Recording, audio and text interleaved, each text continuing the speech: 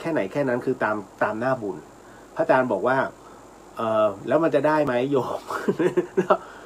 ก็ตามเหตุปัจจัยครับพระอาจารย์เพราะว่าผมจะประมาณนี้มันต้องมีจุดสิ้นสุดเพราะไม่งั้นเนี่ยถ้าเราปล่อยบัญชีให้ไหลไปเรื่อยๆมันก็ดูว่ามันไม่เหมาะสมและอย่างหนึ่งคือว่าพระพุทธศาสนาเนี่ยเป็นศาสนาที่เขาเรียกว่าให้คนได้ทดลองเข้ามาบางคนไม่เข้าใจว่าทำไมวัดนี้จึงเรียกบุญอยู่เรื่อยๆนะฮะมันก็เลยทำให้เดี๋ยวจะกลายเป็นศรัทธาที่เคยศรัทธาจะกลายเป็นติฉินนินทาแล้วก็คราวนี้มันจะกลายเป็นเรื่องของการติดบุพกรรมก็เลยบอกพระอาจารย์ไปงั้นพระอาจารย์บอกถ้าอย่างนั้นเนี่ยถ้าในส่วนที่ผมนำเสนอไปเนี่ยท่านก็เห็นด้วยถ้าอย่างนั้นคือเอาตามหน้าบุญของโยมเลียวผมก็เลยบอกถ้างั้นเดี๋ยวให้พระให้ช่างเนี่ยได้ตีราคาแล้วพระอาจารย์นะฮะส่งข้อความนะมาหาน้องอีกคนหนึ่งแล้วเดี๋ยวน้องเขาจะบอกผมเองว่าประมาณนี้เพราะว่าผมมีหน้าบัญชีท่านเป็นที่เรียบร้อยก็เลยไปดูไว้เป็นที่เรียบร้อยนะฮะแล้วหลังจากนั้นน่ะก็ขากลับก็เลยมานั่งกินขนมจีนเพราะว่าผมไม่ได้กินข้าวทั้งวันเลยโหแล้วไปอยู่ตรงนั้นนะฮะก็กล่าวว่าคือ พอนั่งกินขนมจีนเสร็จก็ต่างคนต่างแยกย้ายผมกลับมาที่พักเรียบร้อยเลยมันเหมือนท้องอืดอะแล้วเรารู้สึกอ่อนเพลียก็เลยจะนอนแต่มันรู้สึกว่าเคยใช่ไหมฮะว่ามันเหมือนอาหารมันค้างอยู่ตรงเนี้ยแล้วมันนอนไม่ได้อ่ะมันก็เลยรู้สึกผะอืดผะอมโอ้โหคุณเอ้ยตั้งแต่4 โมงเย็นเป็นต้นมาจนคือผมต้องโพสต์ว่าไม่ไหวเพราะรู้ตัวเองไงคือทุกคนจะรู้ว่าเราไหวไม่ไหวแค่ไหนนะฮะตั้งแต่4 โมงเย็นเป็นต้นมาผมเนี่ยมาทั้งพี่ทั้งน้องเลย นะจนถึง6 โมงอ่ะ6 โมงถึง7 โมงเข้าห้องน้ำไปประมาณ20 กว่ารอบนี่ไม่รวมถึงขออภัยเดี๋ยวท่านใดที่รับประทานอาหารอยู่นะถึงกับอาเจียนเนี่ยโอ้หลายครั้งมากนะฮะหมดแรงเลยฮะหมดแรงแบบหลับเลยหมดสภาพเลยวันอังคารหมดสภาพเลยแล้วน้องที่เขาพาไปที่วัดพี่มาวันนี้ไม่ไหวว่ะโบ๊ท พี่ลุกไม่ขึ้นแล้วนั่นแหละก็เลยบอกอาหารเป็นพิษนะครับเรื่องของเรื่องแล้วก็สมเลยอันนั้นนะคือที่ได้โพสต์เอาไว้แล้วก็หลายๆท่านก็ส่งกำลังใจมาฮะแสดงความห่วงใยมาผมก็เลยวันนี้ดีขึ้นนะฮะผมก็เลยบอกว่าของฟรีมันไม่มีในโลกก็เลยจัดเลย ชุดใหญ่ในเรื่องของสวดมหากำลังให้ตอนทุ่มตอนแรกผมบอกทุ่มครึ่งไม่มันเลทไปประมาณเกือบ10 นาทีแล้วซัดยาวจนถึงเกือบ3 ทุ่ม นะฮะก็จบแล้วก็แผ่เมตตาโมทนาเอาละกันนะครับคือผมจะใช้วิธีการเปิดเฟซแล้วก็เปิดเพื่อนขึ้นมาเสร็จปุ๊บปั้งแล้วจัดการล้อมสายสิญจน์นะฮะแล้วก็เอามาไว้ที่ตัวนะฮะแล้วก็พันหัวคือมันได้ทั้งตัวจิตด้วยแล้วก็ตัวภาวนาด้วย แล้วก็อัดลงไปนะตามชื่อต่างๆนะครับที่มาร่วมโมทนานะครับทั้ง2 เฟซของเมื่อวานกับวันนี้ไงนะฮะก็เลยถึงได้บอกว่าเอาโมทนากันแล้วกันก็ได้นะฮะโมทนาย้อนหลังก็ได้ครับนะฮะเพราะว่าอัดเอาไว้ให้เรียบร้อยหมายถึงว่า ตัวกำลังเนี่ยนะครับผ่านเฟซไปนะครับนั่นคืออาการของตัวเองทั้งหมดทั้งมวลนะฮะแต่จริงๆเมื่อวานเนี้ยตอนมันดีขึ้นเพราะว่าช่วงประมาณสักเที่ยงคืนกว่าเมื่อวานเนี่ยฮะเที่ยงคืนกว่านะครับก็ได้ออกไปกวาดลานโพเพื่อเอากำลังไงเรียกเหงื่อนะครับกวาดอยู่เอาแล้ว ผมก็เดี๋ยวขอดูวันที่ก่อนคือเมื่อคืนพระจันทร์สวยนะฮะแต่คราวนี้เดี๋ยวมาเล่าให้ฟัง เดี๋ยวเล่าให้ฟังว่าเกิดอะไรขึ้นขออนุญาตทักทายก่อนนะครับ โมทนาสาธุนะครับทุกท่านแล้วก็ พอดีว่าหนึ่งในสมาชิกชาวแพนด้าไม่สบายนะครับขอสงวนชื่อแล้วกันเนาะนะเธออยู่ใน ICU แล้วก็ผมก็ส่งกำลังไปให้วันนี้วันที่3แล้วนะครับคุณลิลลี่สวัสดีครับพี่เลียวสวัสดีครับนะฮะคุณปฐมพรสวัสดีค่ะสวัสดีครับผมนะครับมาถึงคุณพิมพ์สวัสดีวันพุธทุกท่านค่ะนะฮะกุ๊บกิ๊บพี่เลียวสวัสดีค่ะดูเพลียๆนะคะพักผ่อนเยอะๆค่ะดูแลสุขภาพด้วยนะคะก็แย่เหมือนกันวันนี้ก็ยังแย่อยู่นะ นะฮะแต่ก็ไม่เป็นไรทำหน้าที่คุณนพสวัสดีค่ะคุณเลียวสวัสดีครับนะฮะคุณชยาสวัสดีค่ะนะครับพี่สุวรรณยาสวัสดีจ้ารักษาสุขภาพนะน้องสาธุโมทนาสาธุด้วยครับโมทนาสาธุครับคุณมุนาสาธุค่ะนะขอบพระคุณมากนะฮะเมื่อวานก็ถามไทยนะคุณมุนานะครับอินบ็อกซ์มาถามคือผมเนี่ยมันหมดแรงจริงเห็นแล้วข้อความหลายๆท่านขึ้นมาแล้วมันหมดแรงนะ อันเนี้ยต้องขออภัยด้วยนะฮะคุณขวัญตาสวัสดีคุณเรียวไหวไหมครับพยายามให้มันไหวยังไงก็ต้องไหวฮะไม่เป็นไรเพราะเมื่อกี้ได้ก็คือการสวดมหากำลังเนี่ย ก็คือให้พลังกับทุกคนรวมถึงตัวผมด้วยนะครับเดี๋ยวมันก็จะมีข้อแก้ตัวให้นิดนึงทำไมผมต้องสวดอันนี้เอาง่ายๆวันศุกร์ต้องไปฉีดยาแล้ว เดี๋ยวได้ว่ากันนะฮะคุณโกงโมทนาสาธุค่ะโมทนาสาธุนะคุณเนสสวัสดีค่ะคุณเรียวสวัสดีครับผมคุณปิยพันธ์สวัสดีค่ะคุณเรียวสวัสดีครับ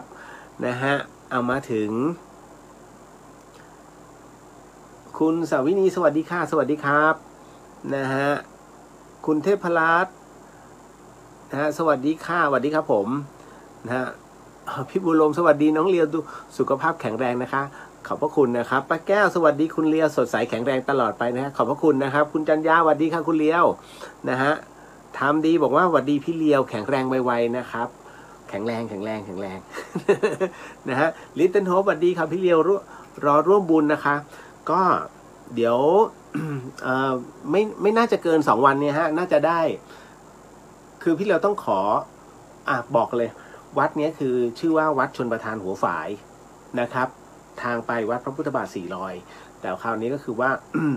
บังเอิญว่าน้องที่เขามาเนี่ยนะมาบอกมาร่วมบุญกันก็คือโบ๊ทเนี่ยเขาอาสามาทำฐานพระให้โดยไม่คิดปัจจัยสักบาทหนึ่งก็คือร่วมสร้างตรงนี้แต่คราวนี้น้องเขาบอกพี่ขึ้นมาบนนี้หน่อยท่านเจ้าอาวาสยังขาดอยู่ก็คือในส่วนของปัจจัยในเรื่องของการทาสีภายในของโบสถ์ของอุโบสถบอกเฮ้ยทาสีภายในบอกมาเลยนี่แหละของดี เดี๋ยวเรียกบุญให้โอ้ยเนี่ยคือเรื่องทาสีเนี่ยถ้าเรื่องเกี่ยวกับอุโบสถเนี่ยมันบอกแป๊บเดียวนะฮะก็เลยบอกไปทั้งนี้โอเคแล้วเราก็พิจารณาดูแล้วก็โอเคฮะเดี๋ยวคือผมมาถ่ายภาพไว้เรียบร้อยแล้วเดี๋ยวค่อยโพสต์ทีเดียวจะได้เห็นไงว่าอ๋อเนี่ยรูปแบบอุโบสถเป็นอย่างนี้อันนี้เฉพาะภายในนะฮะภายนอกยังนะฮะภายนอกเนี่ยมันต้องประดับพอสมควรก็เลยพระอาจารย์ท่านขอภายในก่อนถ้าภายในตกประมาณ 40,000 นะครับแต่ภายนอกเนี่ยผมบอกเดี๋ยวเก็บไว้ก่อนทีละอย่างแต่ว่าเดี๋ยวจะโพสต์ให้เห็นทั้งภายนอกและภายในมันก็จะง่ายหน่อยนะฮะ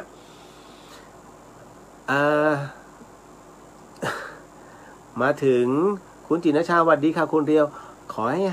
หายเป็นปกติไวๆนะครับพักผ่อนเยอะๆค่ะร่วมบุญอุโบสถด้วยนะคะถ้าคุณเรียวพิจารณาบุญนั้นแล้วศรัทธาจะมั่นใจขึ้นเรียบร้อยเลยครับก็ต้องไปดูฮะทุกอย่างเราต้องไปเห็นด้วยตาก่อนยังมีเดี๋ยวยังมีอันนี้เป็นบุญใหญ่เพราะว่าผมยังไม่ได้ไป ของพระอาจารย์อะไรที่อยู่แม่อายฮะของกลุ่มหลวงพ่อวิริยังอะครับนะฮะว่าของวัดธรรมมงคลเดี๋ยวผมต้องไปมันไม่มีเวลา อันนั้นเดี๋ยวต้องไปแล้วก็ไปคุยกับพระอาจารย์ท่านก่อนว่าท่านเบื้องต้นท่านยังขาดอะไรแต่ผมรู้เลยว่าพอเห็นสภาพแล้วผมรู้ว่าท่านขาดไฟฟ้ารู้แล้วและเรื่องไฟฟ้าเนี่ยไม่ได้เลย เรื่องผมบอกแล้วไงว่าน้ำไฟเครื่องกรองแล้วก็ในเรื่องของเพิงที่พักเบื้องต้นเนี่ยเฮ้ยถ้าเป็นผมจะรีบท ให้พระสงฆ์โอ้แล้วเป็นแล้วพระแต่ละรูปอ่ะศิษย์หลวงพ่อวิริยังทั้งนั้นไงก็ต้องรีบเรียกไง ไม่ได้ คนเมืองใต้ห่วงใยครับผมกรรมเดี๋ยววันศุกร์พี่ฉีดยาละเสาร์อาทิตย์ก็ไม่น่าจะได้แล้วนะฮะก็เลยต้องขออนุญาตต้องดูตัวเองก่อน พี่บรมโมทนาสาธุค่ะสาธุครับคุณปริญญาสวัสดีค่ะพี่เลียวขอให้หายไวๆนะคะขอบพระคุณครับป้าแก้วโมทนาสาธุบุญค่ะนะคุณจินุชาน่าจะเจออาหารไม่สะอาดอาจเป็นผักสดด้วยสารเคมีถ้าหิวมากไม่ควรทานขนมจีนนะคะ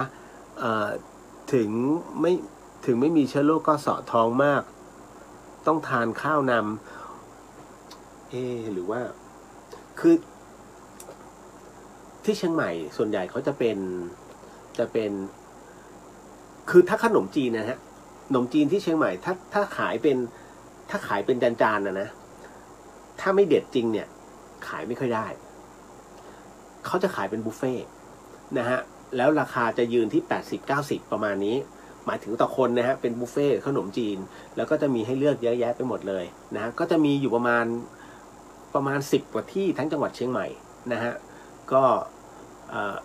ผมก็จะตะเวนนั่นแหละนะฮะแต่ละที่ไม่ได้ฮะเดี๋ยวมันไปกระทบนะฮะเพียงแต่ว่าคือผมอาจจะรีบทานไปก็ได้นะครับไม่ใช่ของเขาไม่สะอาดนะมันก็เลยทำให้เรารู้สึกวันนั้นมันแย่มันแน่นนะแล้วมันรู้สึกว่าแน่นปัจจุบันนี้ยังมีนิดอาการนิดนะฮะต่อมาจิบน้ำเกลือเป็นระย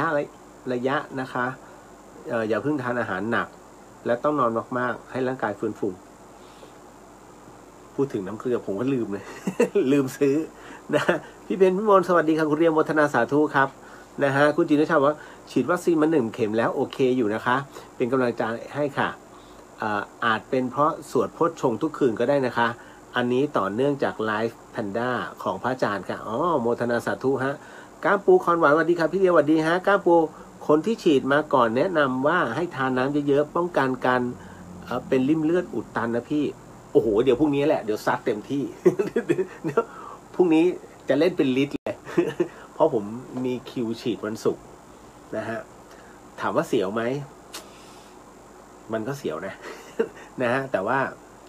เราก็นึกในใจมันก็เคยมาแล้วนะครั้งหนึ่งนะฮะถ้าครั้งนี้มันจะเป็นเราอีกไม่เป็นไรวะ เต็มที่ จัดทุกอย่างทิ้งทวนหมด คุณอัชนาโมทนาสาธุค่ะนะฮะคุณย่านะฮะคุณย่าสโหนสวัสดีครับคุณเลียวสวัสดีครับนะครับกุ๊กกิ๊บบอกว่าพี่เลียวฉีดตัวไหน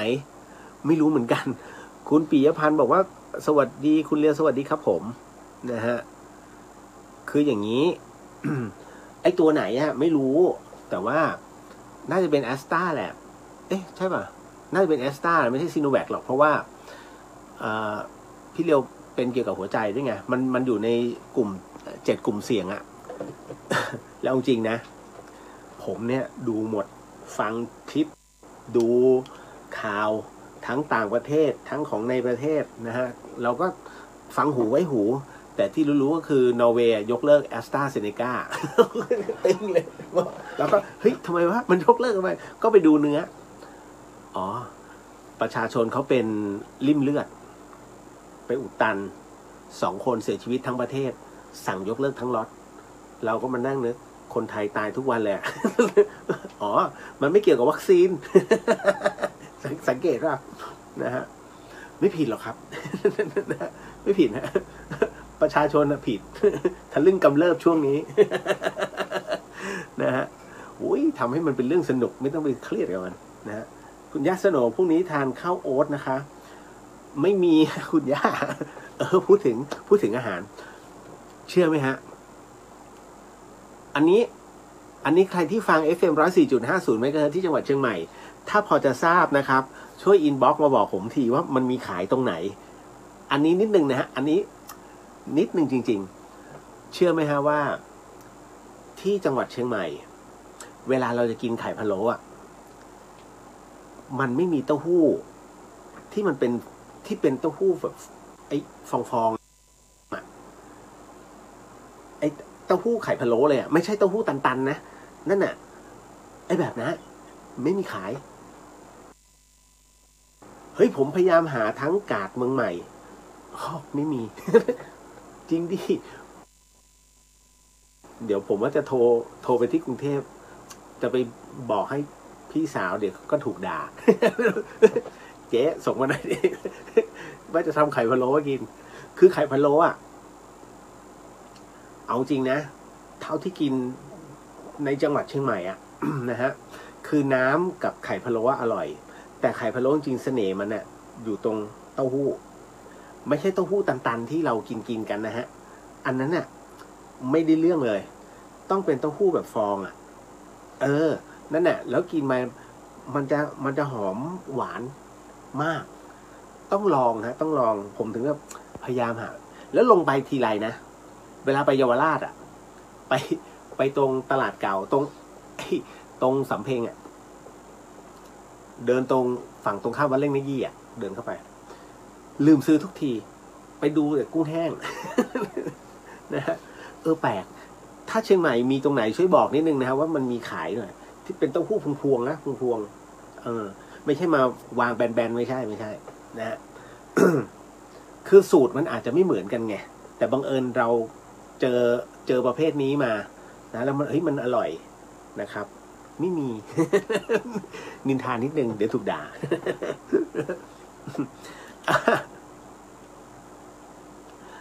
ก้ามปูบอกว่าโรคประจำตัวพี่ข่าวออกแบบนี้ประจ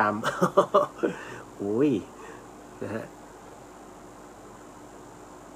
คุณจัญญาบอกว่าน่าจะอาการกรดไหลย้อนด้วยไหมคะถ้าทานอาหารไม่ตรงเวลาก็มีส่วนนะฮะคุณจินุชาบอกเกลือแร่ได้ครับเดี๋ยวต้องไปหามิ้นบอกว่าเรียกว่าเต้าหู้พวงค่ะนั่นแหละไม่มี ไม่มีขาย พยายามดูแล้วนะฮะคุณย่าสนอส่งให้คุณเลียวแล้วค่ะพรุ่งนี้คงถึงเต้าหู้พวงเหรอครับ โหตอนนี้ฝันถึงเต้าหู้พวงอยู่ นะฮะคุณไก่ลุงสวัสดีค่ะนะฮะมาถึงเดี๋ยวนะตืดคุณ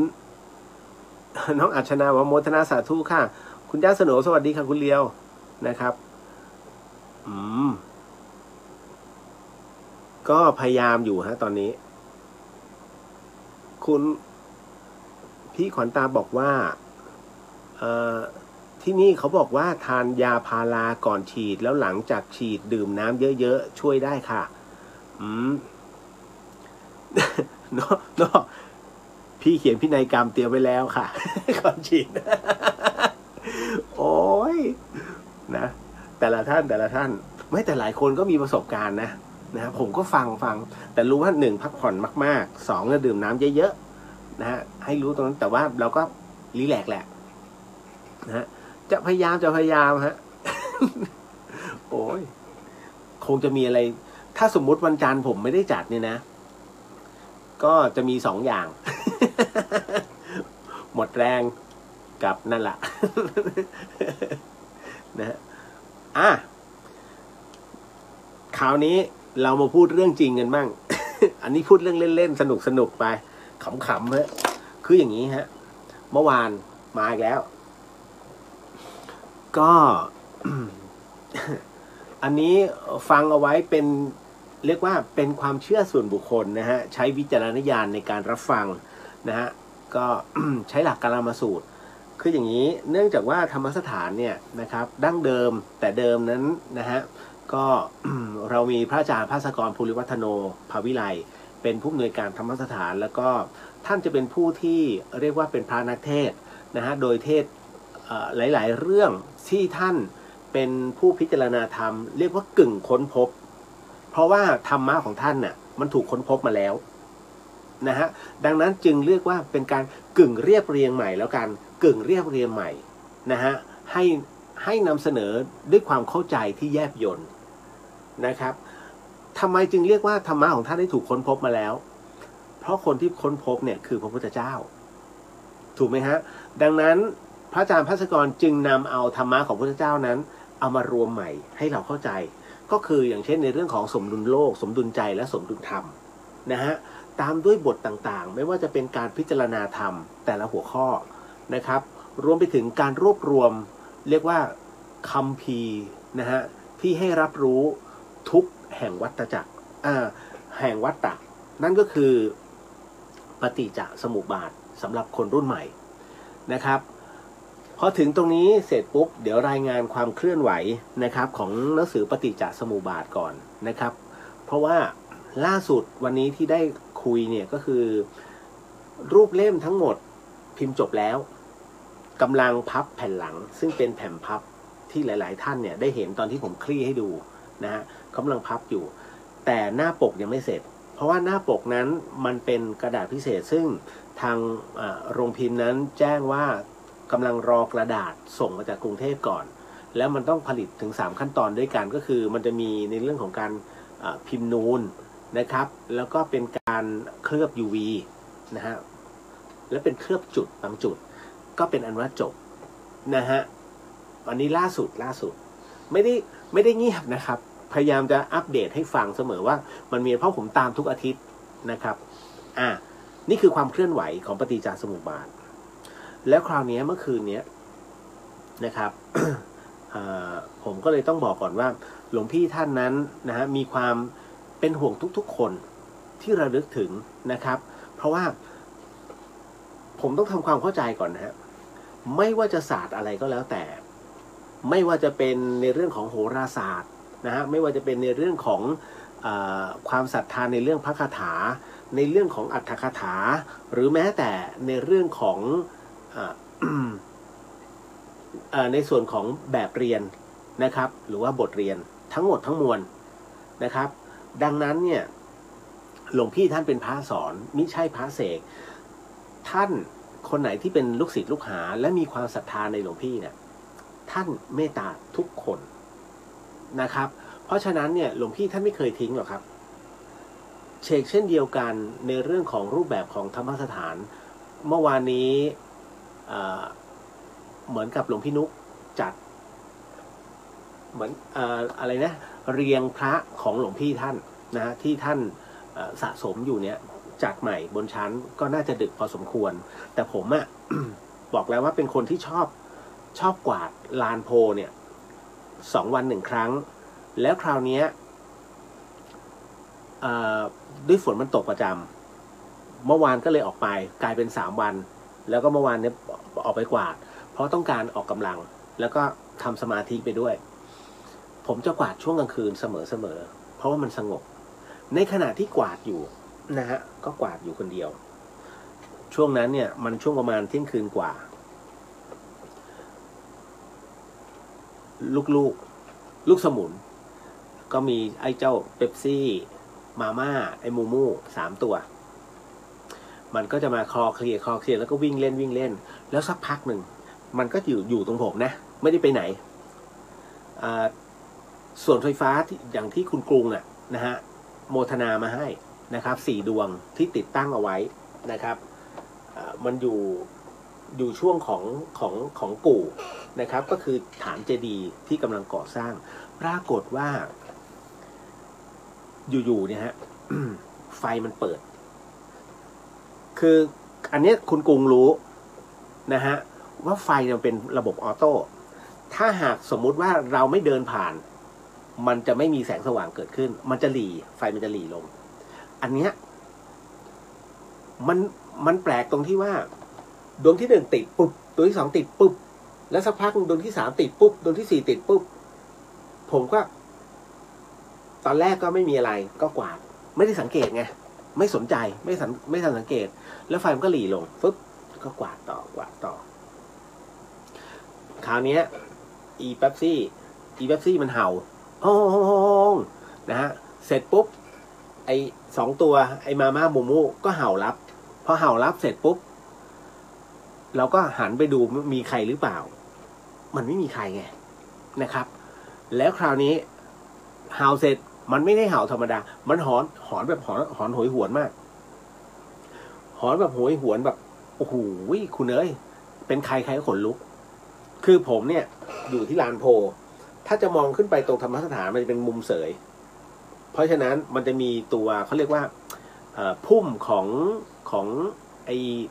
ตัวต้นแก้วอ่ะนะฮะมันบังมองอะไรไม่เห็นหรอกนะฮะเห็นก็แค่ยอดของฐานยอดกู่ของหลวงพี่ท่านกับพระปางประธานพรก็มองไปก็ไม่มีอะไรนะแต่หมามันหอนพอหอนเท่านั้นนะคุณไฟตรงกู่ดวงที่สี่เปิดปุ๊บดวงที่3เปิดปุ๊บสักพักดวงที่2เปิดปุ๊บดวงที่1เปิดปุ๊บแล้วคราวนี้เดี๋ยวนะ1 2 3มันจะต่อด้วยอีก3ดวงเป็นไฟถนนฮะปับปับปับปับปับปับเฮ้ยแปลกเว้ย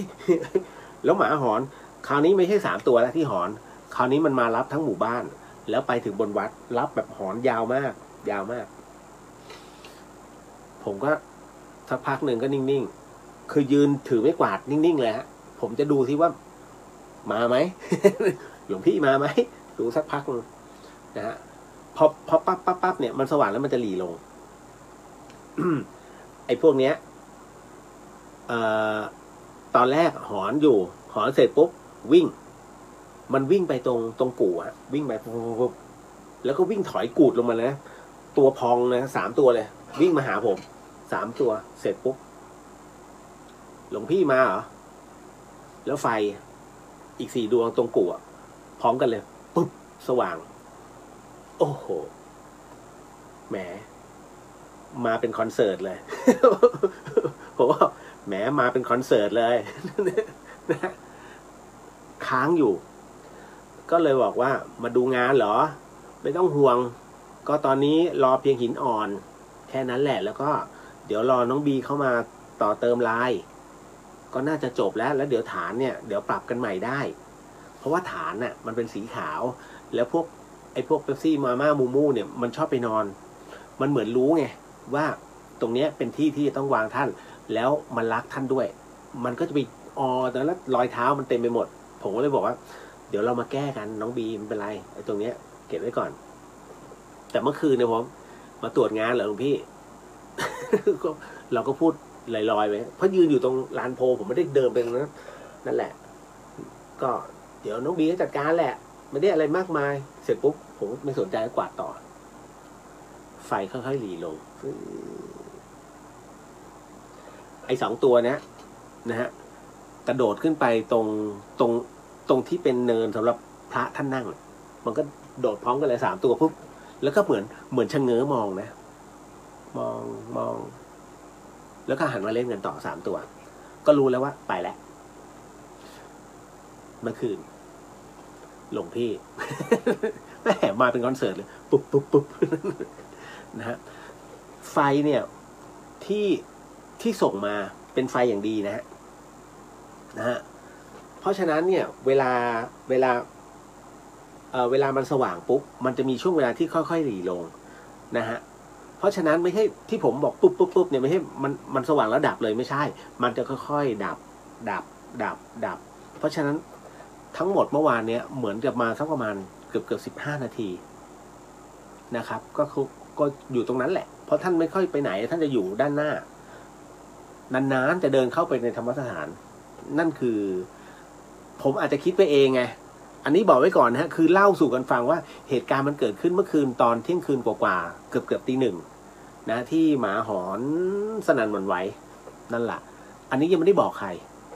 นะครับแต่ว่าก็ไม่รู้จะบอกใคร นะเพราะเรากวาดอยู่คนเดียวนั่นแหละ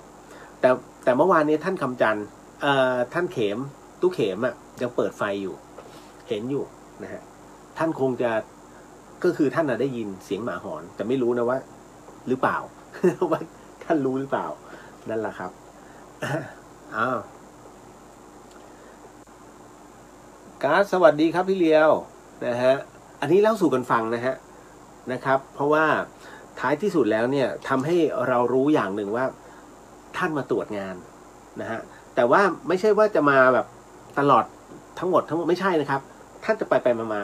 ด้วยจิตในคือการเดินจิตเนี่ยจะไวมากนะฮะขึ้นลงตามเหตุปัจจัย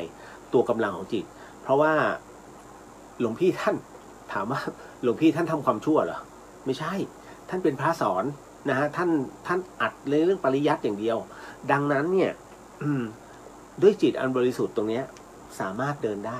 เข้าออกเดี๋ยววันนี้หลายท่านให้ผมเล่าเรื่องของขุนน้ำนางนอนเดี๋ยวก็จะเล่าให้ฟังแล้วกันนะครับเรื่องราวที่ถามมาในเรื่องของครูบาบุญชุ่มท่านคือผมต้องบอกก่อนนะครับว่าโดยส่วนตัวแล้วเนี่ยนะครับผมจำเหตุการณ์ในส่วนที่ผมรับผิดชอบได้แต่เรื่องราวของครูบาท่านเนี่ยนะฮะอันนั้นเดี๋ยวผมต้องบอกก่อนว่าผมจะรู้ไม่มากเท่าไหร่แต่ส่วนประวัติขุนน้ำนางนอนเนี่ยโอเคพอคับคล้ายคับคาก็เดี๋ยวเล่ากันสดๆให้ฟังกันสดๆแล้วกันว่าเมื่อ3 ปีที่แล้วของวันนี้มันเกิดอะไรขึ้นแล้วเป็นอะไรยังไงนะฮะก็เป็นประสบการณ์อีกหนึ่งประสบการณ์ที่เขาเรียกเล่าย้อนหลัง นะฮะมันก็เป็นอีกหนึ่งความเขาเรียกว่าเป็นประวัติอีกหน้าหนึ่งประวัติศาสตร์ส่วนตัวนะครับเราอยู่ในเหตุการณ์ไงเพราะฉะนั้นเราเล่าได้คุณมิตรชัยสวัสดีครับพี่เลี้ยวนะฮะสวัสดีครับเอาละป้าแก้วบอกที่นี่ดีค่ะคิดถึงพระอาจารย์ค่ะ นะฮะก็โมทนาบุญละครับนะครับเวลาผมสวดมนต์แล้วก็นั่งสมาธิผมก็จะอัดแล้วก็ส่งกำลังให้หลวงพี่ท่านทุกครั้งนะฮะนะครับคุณนิธิสวัสดีคุณเลียวสวัสดีครับนะฮะคุณปฐมพรคิดถึงพระอาจารย์ค่ะคุณชยาพระอาจารย์คงอยากมาดูค่ะคุณกุ้งพระอาจารย์มาเล่นไฟมาทดสอบความสว่างค่ะสาธุท่านมาดูกู่คืออย่างนี้พอดีผมถ่ายสัมภาษณ์น้องบีนะครับหรือว่าคุณอาทิตย์อิสรางกูลอยุธยาซึ่งเป็นผู้ออกแบบตรงนี้นะครับน้องบีเล่าเรื่องของตอนที่สร้างกู่นะฮะตอนที่คือพิมพ์กู่ที่น้องอาทิตย์เขาออกแบบเนี่ยก็คิดว่าไม่น่าจะมีปัญหาพูดกันตรงๆนะฮะตอนแรกคิดว่าไม่น่ามีปัญหาเพราะมันเป็นแบบง่ายๆแต่ปรากฏว่าน้องบีเนี่ยเขาตามช่างมากี่คนก็ปรากฏว่าไม่มีใครรับการทำกู่ของหลวงพี่สักเจ้าหนึ่งเพราะเขาบอกว่าดูเหมือนง่ายครับแต่มันไม่ง่ายเลยครับต้องทำสเกลให้มันเท่ากันปรากฏว่าก็ไปได้น้องผมไงไอ้เจ้าเหลงนะครับซึ่งไปช่วยพระอาจารย์ที่อะไรที่ชัยประการเนี่ยก็ไปทำหลังคาให้นั่นแหละเหลงมาเห็นปุ๊บเดี๋ยวผมรับเอง แล้วเหลงทำสเกลอย่างดีฮะเทอย่างดีเทเลยนะต้องเทใหม่อัดโครงใหม่เป๊ะทุกอย่างองศาได้ทุกอย่างได้สวยเลยนะฮะแต่ว่าตอนที่ติดพิมพ์อยู่มันเป็นกระดานไง นะแล้วมันเหมือนกับยังแห้งไม่ดีมั้งตัวบีเขาก็อยู่ใกล้ๆเหตุการณ์เกิดกลางวันนะฮะเขาอยู่ใกล้ๆกับเหลงแล้วเสียงมันดังแบบป๊อกป๊อกป๊อกป๊อกป๊อกป๊อกป๊อกป๊อกป๊อกคือเป็นเสียงของการเคาะพิมพ์เคาะตรงไม้คือเคาะนานมากจนน้องบีถามเหลงได้ยินหรือเปล่าได้ยินเสียงเคาะเปล่าเหลงช่างนะไอ้น้องไม่ได้ยินพี่เฮ้ยเนี่ยยังได้ยินหรือป๊อกป๊อกป๊อกป๊อกเหลงมันเงี่ยหูฟังก็ไม่ได้ยินคือหลวงพี่เนี่ยบีก็บอกอันนี้คือความเชื่อของน้องเขานะเหมือนกับว่าหลวงพี่ชอบเช็คหลวงพี่เป็นคนที่เวลาทำอะไรต้องเนียบนะฮะทำด่างๆเนี่ยไม่ได้เลยท่านสั่งรื้อใหม่ทุกอย่างต้องเนียบเข้ามุมของอิฐทุกก้อน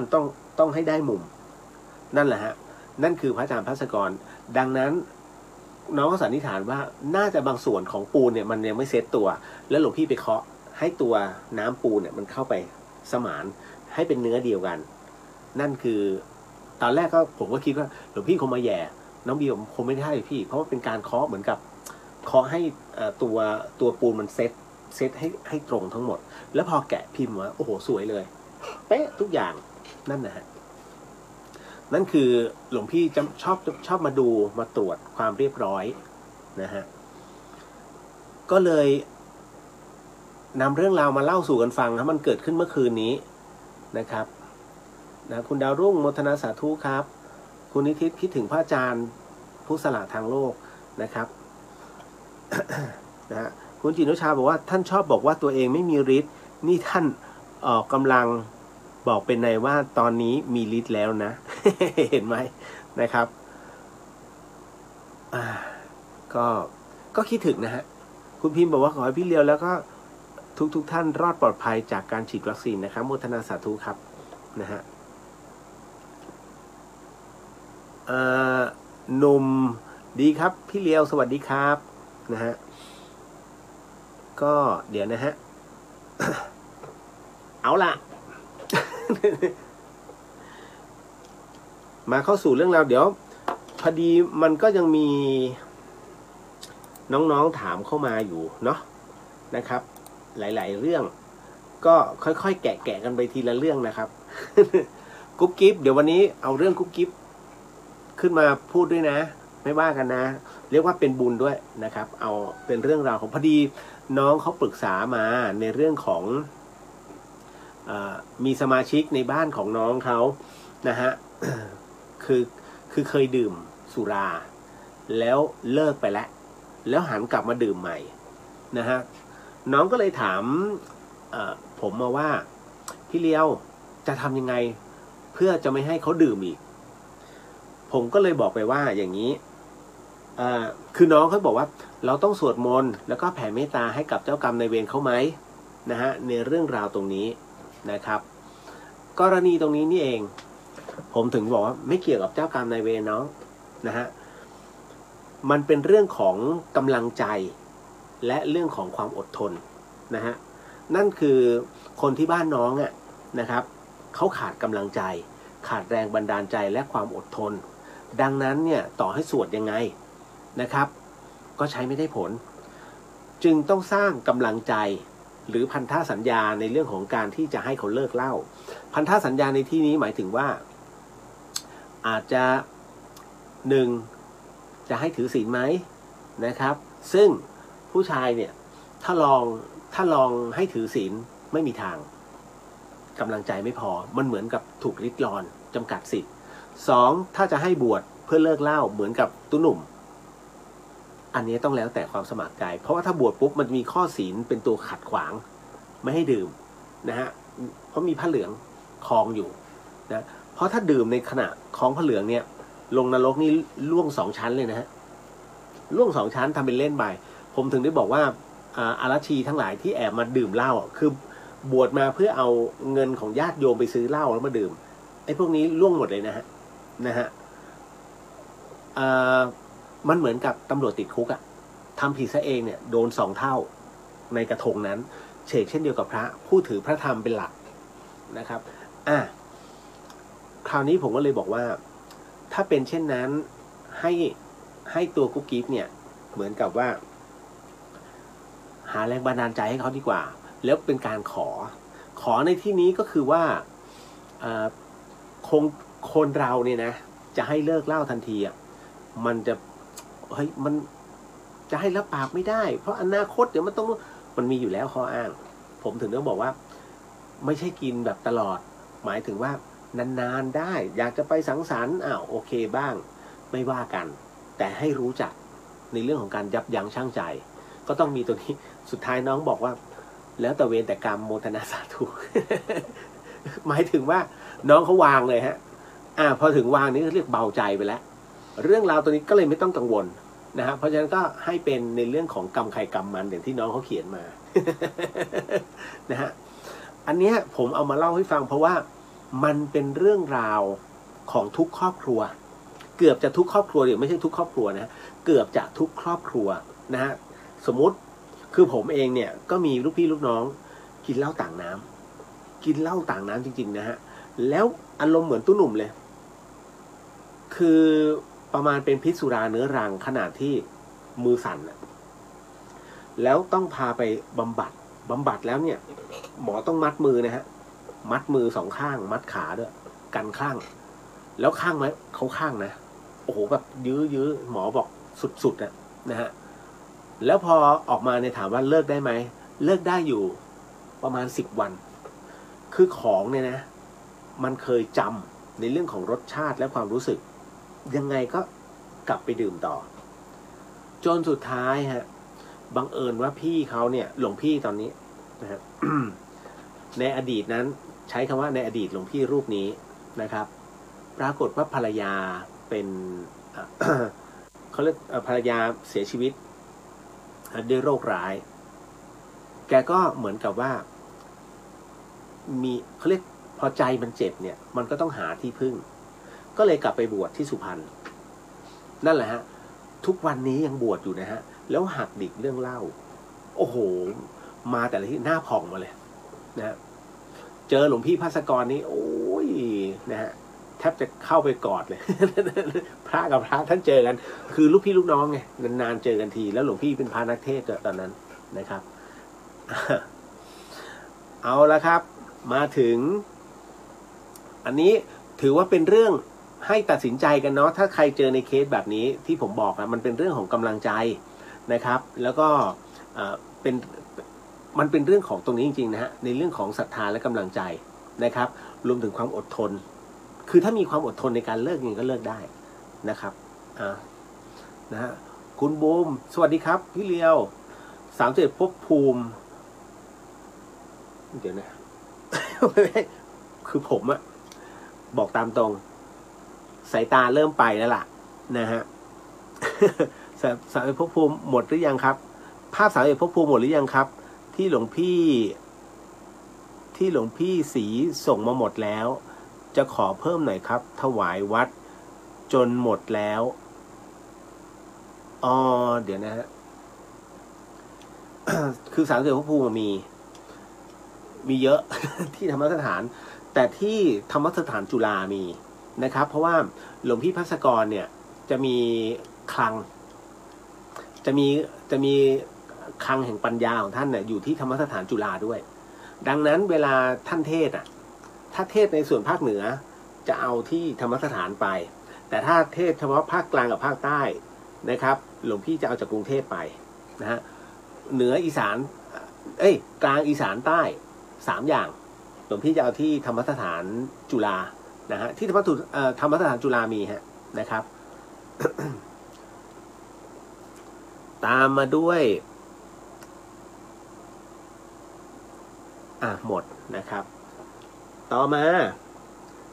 อันเนี้ย จะไปเข้าข่ายเหมือนกันอันนี้เป็นคำถามที่ค้างกับครั้งก่อนนะฮะแล้วผมค้างเอาไว้จากกรณีคุณยาย4 คนโดนโกงบ้านและที่ดินไปเข้าเรื่องข่าวแล้ว นะฮะคุณเรียวมองว่านี่คือกรรมหรือการถูกกลั่นแกล้งคะนะฮะเคยได้ยินไหมฮะเคยเห็นใช่ไหมฮะเคยอ่านข่าวเนาะนะครับผมก็พอมีคำถามนี้ขึ้นมาผมก็เลยไปเซิร์ชดูนะครับบางทีผมจะตกข่าวก็เลยไปเซิร์ชดูนิดนึงกรณีคุณยายนะครับ4 คนเหรอฮะโอ้โหน่าสงสารนะเห็นแล้วคือผู้เฒ่ามากสุดเนี่ย90 กว่านะครับเพราะฉะนั้นนะตรงเนี้ยก็ถามว่าเป็นกรรมเก่าใช่ไหมถ้าโทษเป็นกรรมถ้าย้อนในเรื่องบุพกรรมก็น่าจะใช่นะฮะจะเป็นการถูกกลั่นแกล้งไหมกลั่นแกล้งคงไม่ใช่แต่เป็นความสับเท่าของหลานนั่นนะฮะเพราะว่าแต่ถ้าถามว่าหลานเขาแกล้งไหมจริงๆไม่ได้แกล้งเพราะว่าเขาอยากจะไปทำงานเพื่อเอาเงินที่ไต้หวันเนี่ยที่เขาบอกนะฮะเพื่อจะเอาเงินนี้ส่งมาเพื่อให้ยายเนี่ยนะฮะได้ถ่ายแต่ปรากฏว่ามันไปถูกหลอกไงพอถูกหลอกเสร็จปุ๊บเนี่ยกลับมาปุ๊บก็ไม่มีเงินใช้นะฮะไม่มีเงินใช้ค่าถ่ายตรงนี้แล้วสุดท้ายตัวเองก็มาเสียชีวิตลงทำให้ผู้เฒ่า4 ท่านเนี่ยต้องมารับวิบากตรงนี้เราไม่พูดถึงในส่วนของหลานแล้วแต่มาพูดถึงในเรื่องของคุณธรรมตรงนี้หลายๆท่านก็ร่วมบริจาคไปนะได้1 ล้านกว่าบาทแต่ว่าเขาขายจำนองไปในราคาไม่กี่แสนนะฮะผมจำตัวเลขไม่ได้แต่รู้ว่าถ้าจะขายคืนบ้าน1 หลังใน2 ล้านนะฮะ คุณยายได้เงินในเรื่องของการบริจาคมารู้สึก1.4 ล้านมั้งนะ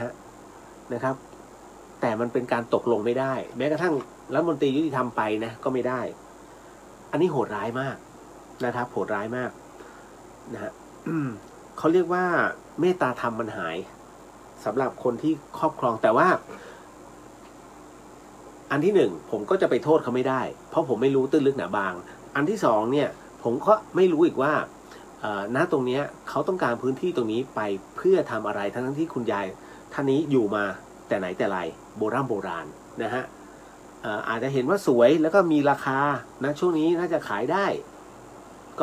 ก็น่าจะเป็นนั่นคือสิทธิ์ของเขานะครับแต่ในเรื่องของเมตตาธรรมเนี่ยนะที่ทุกคนเห็นทุกคนเนี่ยนะรวมกำลังบุญตรงนี้แล้วนะแต่ก็ยังไม่ลดลาวาศอกในเรื่องของการที่ช่วยเหลือกันซึ่งกันและกัน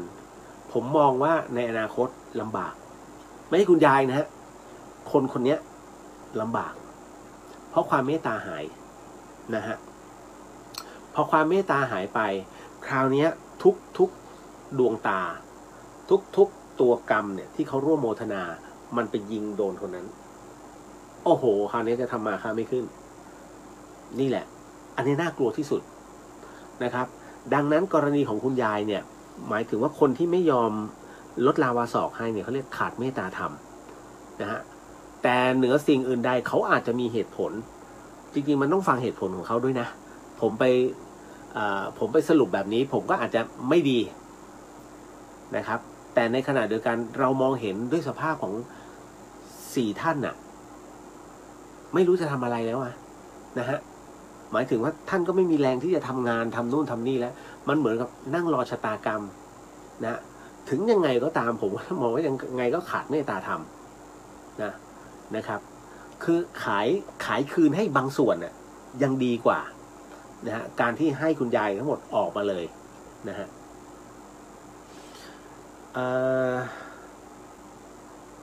อันนี้น้องถามมาว่าหมาที่บ้านปกติ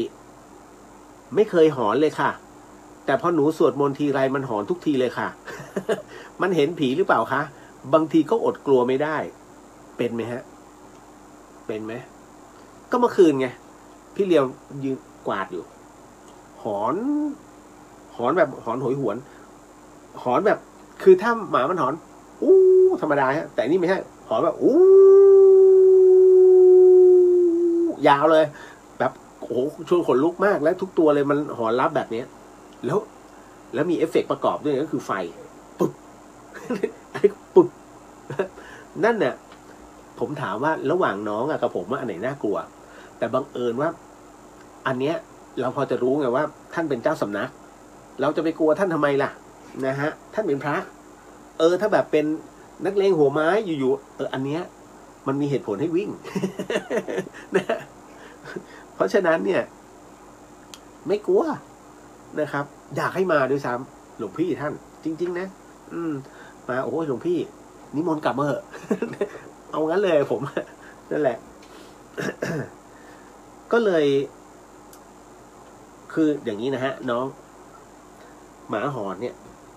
มันมีอยู่ไม่กี่อย่างอันที่หนึ่งนะฮะมันกำลังแสดงเขาเรียกแสดงความเป็นแมนเรียกร้องความสนใจจากเขาเรียกมันได้กลิ่นฮอร์โมนตัวเมียฮอร์โมนหมาไกลมากนะฮะมึงรู้ได้ไงนี่มันเป็นหมาไม่ใช่ ไม่ใช่คืออย่างนี้เคยทดสอบมาว่าในอดีตธรรมสถานหมาเยอะมากหมามีประมาณ6-7 ตัวหลวงพี่รับเลี้ยงตลอดเลยแล้วมันก็ล่วงโรยไปทีละตัวแล้วคราวนี้มันมีคือมันก็มีเกือบทุกครั้งนะฮะที่หมาธรรมสถานนะครับมันหอนแล้วมันไปติดมันวิ่งไปหาตัวเมียและไอหมาตัวเนี้ยอยู่ตรงไหนอยู่ห่างตรงนี้จากตรงนี้ไปเกือบครึ่งกิโลจริงๆมันอยู่ซอย7นู่นคือไปไกลนะฮะมันวิ่งไปหาไอหมาตัวเนี้ยจนกระทั่งเหมือนมันต้อนมั้งไอหมาตัวเมียตัวนี้เดินมาแถวธรรมสถาน จนเจ้าของมาตามเราก็เลยถามเอามาแล้วหมาอยู่ที่ไหนอ๋ออยู่ตรงนี้ค่ะพี่ ซอย7เนี่ยโอ้ไกลเนี่ยซอย7ฮอร์โมนหมาโอ้โหมันขนาดนั้นน่ะมันหอนเพื่อแสดงอาณาเขตวัดฝายหินมันเป็นเนินไงฮะดังนั้นเสียงจะก้องมากกลางคืนซึ่งมันก็คงจะลับๆกันแหละไม่รู้ไม่เคยเป็นหมา ไม่อยากเป็นด้วยนะครับอันที่1นะฮะมันแสดงอาณาเขตความเป็นแมนนะครับโชว์พาวฉันยังแข็งแรงนะอันที่2ก็คือว่าโสดถูกกระทบที่หมามันหอนจำได้ไหมดูคลิปต่างๆก็ได้ที่กดโน้ตเปียโนที่คีย์สูงตึ้งอู้นั่นแหละเหมือนกันถ้าพาตีระฆังหอนเครื่องบินผ่านเนี่ยหอนโสดมันนะฮะเสียงไปรบกวนนะครับ มันจะหอนนะก็อย่างที่3อย่างที่ว่านะเขาว่าอย่างนั้นนะฮะเพราะมันเห็นในเรื่องของสิ่งที่มันผิดธรรมชาติแต่อย่างเมื่อวานเนี้ยอยู่ๆมันวิ่งมาแล้วมันยืนเรียงกันใต้ต้นโพแล้วขนมันพองไงผมเคยเจอเหตุการณ์นี้มาครั้งหนึ่งไอ้ที่หมาจำได้ไหมที่ผมเล่าเรื่องเจอเปรตแล้วตอนนั้นหมีโคล่าหมีดาว3ตัวหมาชื่อที่เอ่ยนี่คือชื่อมันเห่าแล้วมันก็ถอยหลังเห่าขนพองเพราะมันเห็นเปรตแต่กายหมาเห่าถอยหลังอะเคยเห็นไหม พร้อมกัน3ตัวค่อยๆถอยทีละก้าวจากที่มันเคยอยู่ข้างหน้าผมอะมันมาอยู่หลังผม แล้วเราก็ยืนมองนั่นคือสิ่งที่เราเจอไงอยู่เชียงใหม่นี่นะผมมาอยู่เชียงใหม่10 กว่าปีเห็นเรื่องราวแปลกๆที่ไม่เคยเจอในกรุงเทพมาก่อนเอาจริงแล้วเป็นสิ่งที่ผมไม่เคยจะเชื่อว่ามันจะเกิดขึ้นจริงๆบนโลกใบนี้แล้วก็เกิดขึ้นกับตัวเราทั้งที่ผมไม่เคยเชื่อเรื่องราวเหล่านี้นะแต่ไหนแต่ไรเพราะผมอยู่วงการบันเทิงไงนะครับถ้าไม่อยู่วงการผมจะรู้จักดารานักร้องอะไรเยอะแยะไปหมดเลยนะฮะเพราะฉะนั้นเนี่ยผมเป็นเบื้องหลังวงการบันเทิงมาก่อนแล้วคราวนี้เราไม่เคยเชื่อไงพอมาเจอแบบนี้มันทำให้เรามีความรู้สึกว่ามันเป็นเรื่องแปลกจนต้องเข้ามาสัมผัสมันเองพอสัมผัสมันเองผมจึงรู้ว่าเฮ้ยในสิ่งที่พระท่านเคยเทศในสิ่งที่หลายๆคนเคยเล่าเฮ้ยมันจริงนะแต่บางครั้งมันไม่ตรงกับสิ่งที่เราเจอเพราะฉะนั้นตัดตกไปอันไหนที่มันไม่ตรงแต่คลับคล้ายคลับคลาเรื่องราวของคนที่ตายแล้วฟื้นมักจะคลับคล้ายคลับคลาใกล้เคียงกันฮะแต่ไม่ใช่จะเป๊ะทั้งหมดคือเป๊ะนะมันมีบางเรื่องที่มันเป๊ะกันแต่มันก็ไม่ใช่ซะทั้งหมดบางคนบอกว่าตอนที่จะตายแต่ยังไม่ตายเนี่ยมีรถมารับบางคนบอกว่าตอนที่จะตายแต่ยังไม่ตายเนี่ยมีคนแต่งชุดขาวมายืนรอบางคนที่ตายและไม่ตายบอกว่ามีใครอีก3 คนเขารอยืนอยู่นะเขายืนรออยู่นะฮะเห็นไหมแต่ละเหตุการณ์เนี่ยมันต่างกันเรื่องราวของเบื้องหลังแห่งความตายมันจึงผิดกันแต่บางคนยังไม่รู้ว่ามีการเขาเรียกบางคนไปกระทันหันโดยที่ยังไม่มีใครมายืนรอตรงนั้นน่ะเล่ร่อนก่อนเพราะไปแบบไม่รู้ตัวนะฮะก็เลยเอามาเล่าให้ฟังนะฮะคุณมุนาบอกว่าถ้าใครได้ยินเสียงหอนให้แผ่เมตตาเลยค่ะนะครับมันเป็นแล้วแต่วิธีการเลยนะอันเนี้ยคุณเพ็ญจันทร์ใจดำ คืออะไร เรื่องอะไรเดี๋ยวมันต้องมีเหตุผลเดี๋ยวนะแป๊บนึงแหมไม่มีต้นสายปลายเหตุ นะฮะอ๋อเรื่องราวคุณยายใช่ไหมนะครับคุณจิ๊บสวัสดีจ้าคุณเลียวสวัสดีฮะคุณมิ้นเดี๋ยวนี้การบำบัดผู้ป่วยติดสุราที่โรงพยาบาลในแผนกจิตเวชด้วยค่ะเป็นการบำบัดพฤติกรรม CBT มันก็ยากเนาะนะฮะคุณเพนจะบอกใจดำอันนั้นใช่ไหมกุ๊กกิ๊บบอกว่ามีวิธีดูไหมคะพี่เลียวว่าวิญญาณออกมาสื่อสารกับเรามีวิธีดูไหมมีฮะมีแบบไหนในเนี้ยมีถามมาด้วยคล้ายๆกันเลยเดี๋ยวไว้ตอบอีกทีเนาะ นะฮะ อันนี้น้องอัชนาบอกว่าประสบการณ์จากตัวเองนะคะเลิกเหล้ามารักษาศีล 5จะครบปีแล้วค่ะอุ้ยโมทนาสาธุค่ะน้องเพราะอาจารย์ภัสกรโดยแท้บุญเกิดขึ้นมากมายเพียงไรขอบุญถวายแด่พระอาจารย์ภัสกรเสียดายไม่มีโอกาสได้บอกกับพระอาจารย์ด้วยตัวเองฝากพี่เลียวบอกพระอาจารย์ด้วยนะคะสาธุพี่จะบอกไงฮะ พี่ไม่ใช่เอ็กเมน เดี๋ยวบอกเอ็มฮะนะฮะอ๋อคุณเพชรจะเรื่องเล่าก่อนหน้านี้ค่ะจำได้เลยครับ อันนั้นพี่เลี้ยวไปฉีดวัคซีนยี่ห้ออะไรครับแล้วมีอาการเป็นอะไรบ้างครับพี่อย่างอันนั้นพรุ่งนี้ผมจะไปฉีดเข็มแรกอันนั้นโดนก่อนพี่ เดี๋ยวจะไปฉีดพรุ่งนี้แล้วยังไม่นอนไปพักผ่อนเลยไม่ต้องมาฟังไปฟังย้อนหลังของพี่เลี้ยววันของพี่เลี้ยววันศุกร์ไปพักผ่อนเลยอันนั้นกินน้ำดื่มน้ำเยอะๆด้วยพักผ่อนนะฮะไม่เอานะคือรายการมันฟังย้อนหลังได้แต่ว่าถ้าเราพักผ่อนไม่เพียงพอมันจะมีเอฟเฟกต์นะครับอันนี้บอกไว้ก่อนคิวกี่โมงอ่ะ พี่เชื่อมั่นว่าเดี๋ยวได้มีการแลกเปลี่ยนซึ่งกันและกัน นะฮะคุณธิดาพรสวัสดีครับคุณเรือสวัสดีครับผมนะฮะทักหมดละนะจ๊ะมาถึงต่อมาหาที่ปฏิบัติธรรมในเชียงใหม่มีที่ไหนบ้างคะ no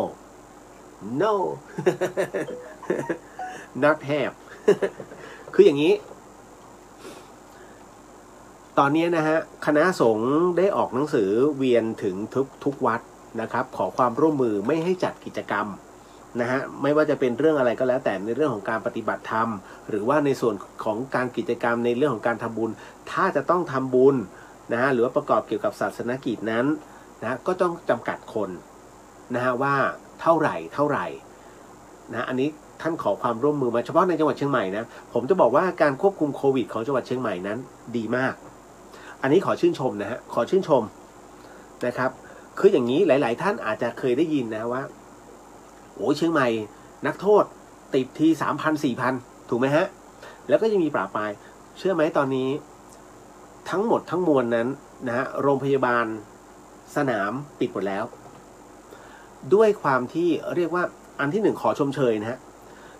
อย่าเพิ่งใช้คำว่าพระคุ้มครองยังเอาเรื่องหมอรักษาก่อน พระนั้นไว้อันดับ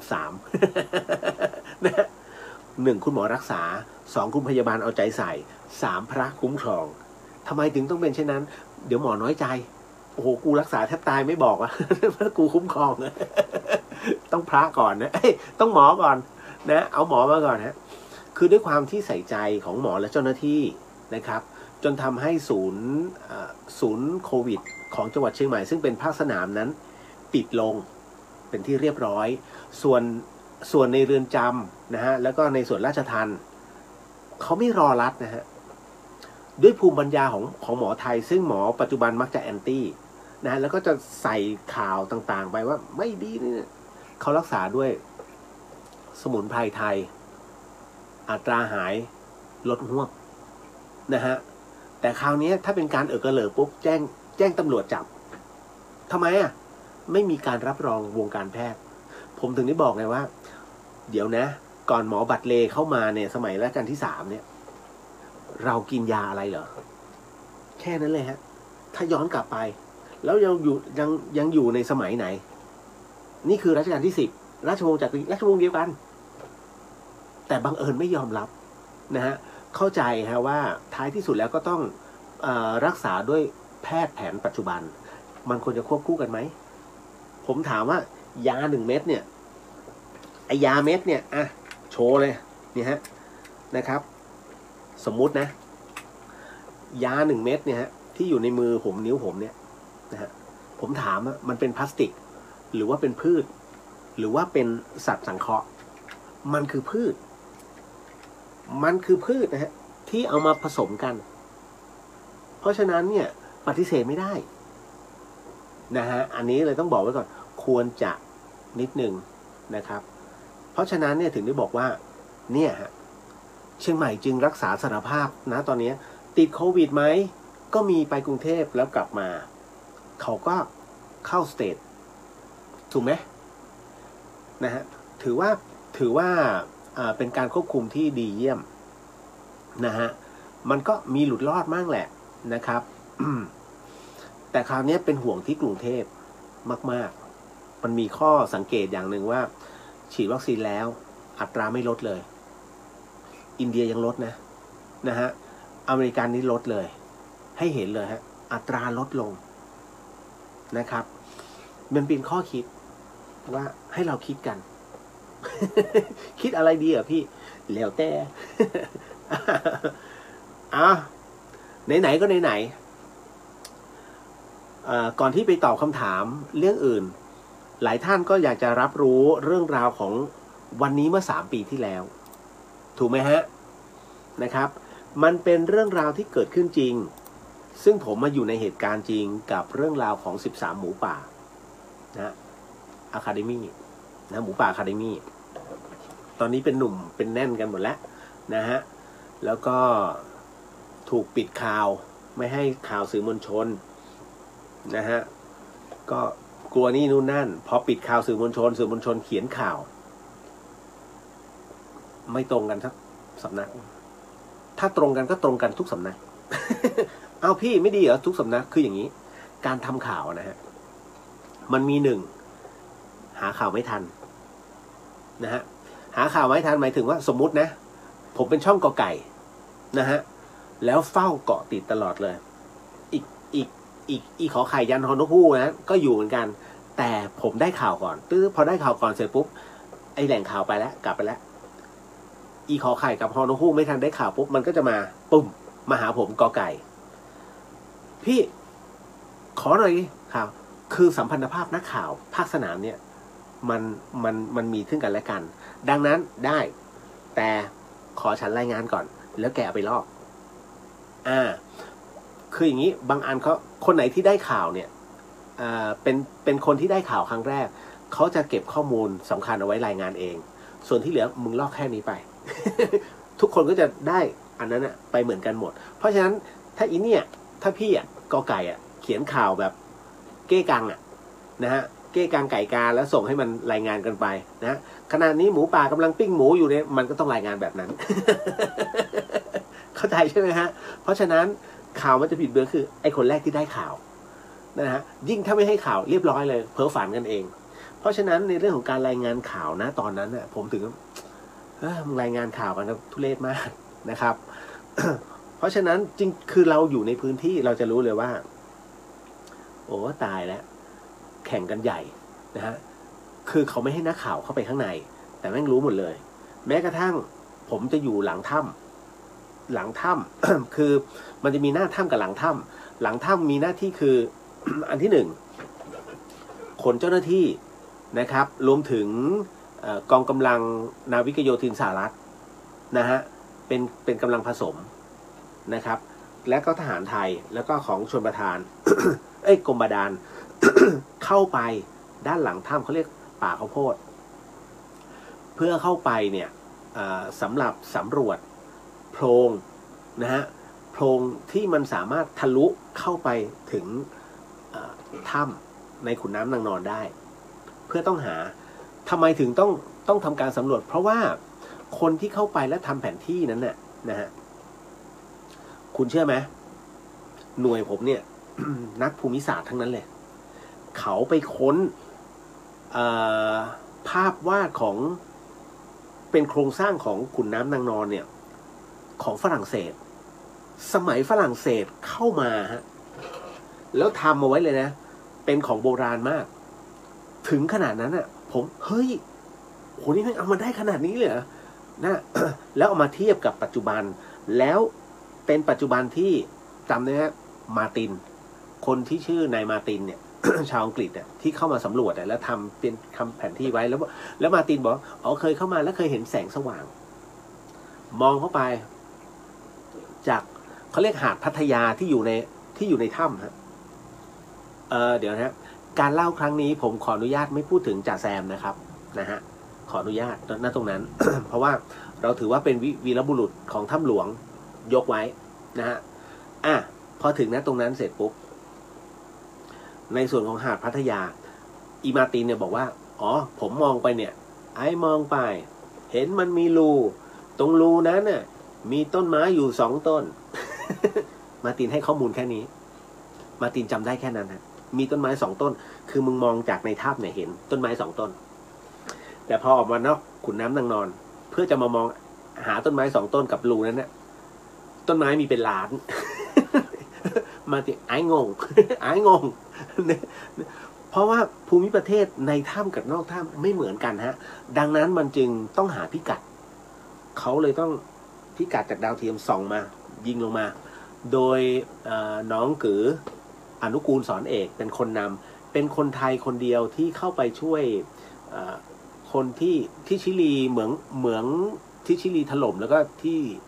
แผ่นดินไหวที่เนปาลถล่มน่ะน้องเขาเป็นคนไทยคนเดียวที่ลงไปกู้ภัยณตรงนั้นก็ได้กือเนี่ยมาช่วยนะฮะน้องกือเขาก็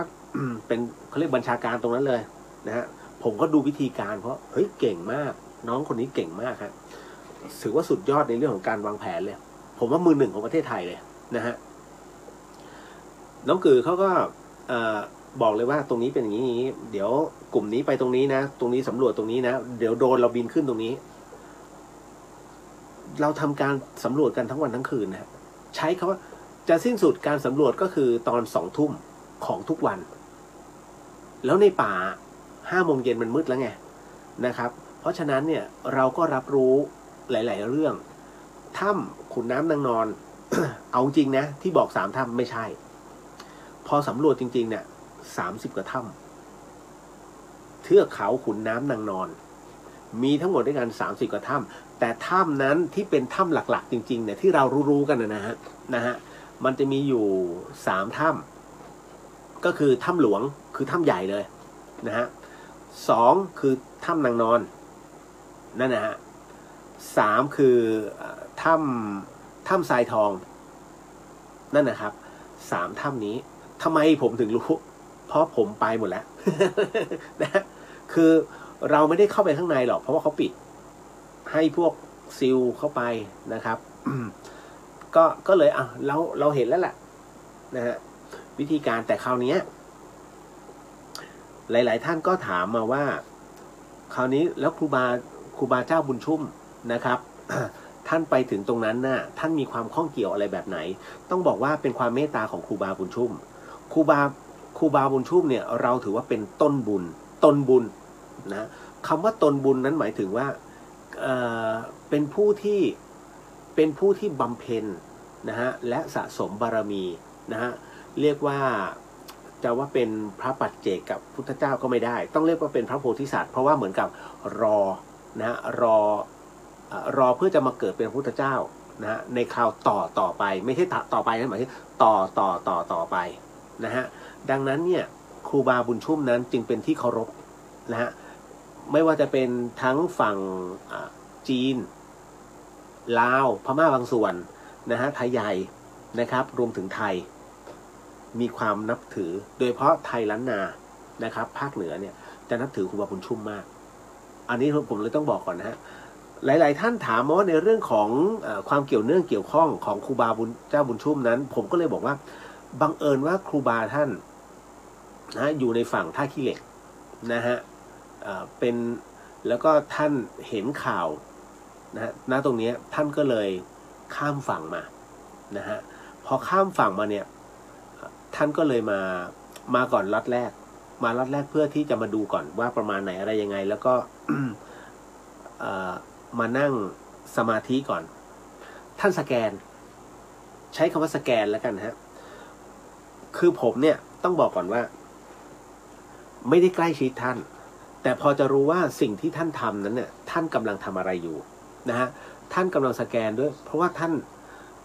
านจะเก่งมากในเรื่องของจะบอกว่ายังไงมันเป็นปัจจตังเนาะนะฮะหลายๆท่านก็น่าจะรู้เนาะนะฮะเอาเป็นว่ารู้กันแล้วกันว่าท่านรู้ นะฮะท่านก็สแกนดูก่อนว่ามันมีอะไรติดขัดตรงไหนนะฮะเพราะก่อนหน้านั้นน่ะมันมีคนที่ทำให้ขวัญเสียก็คือ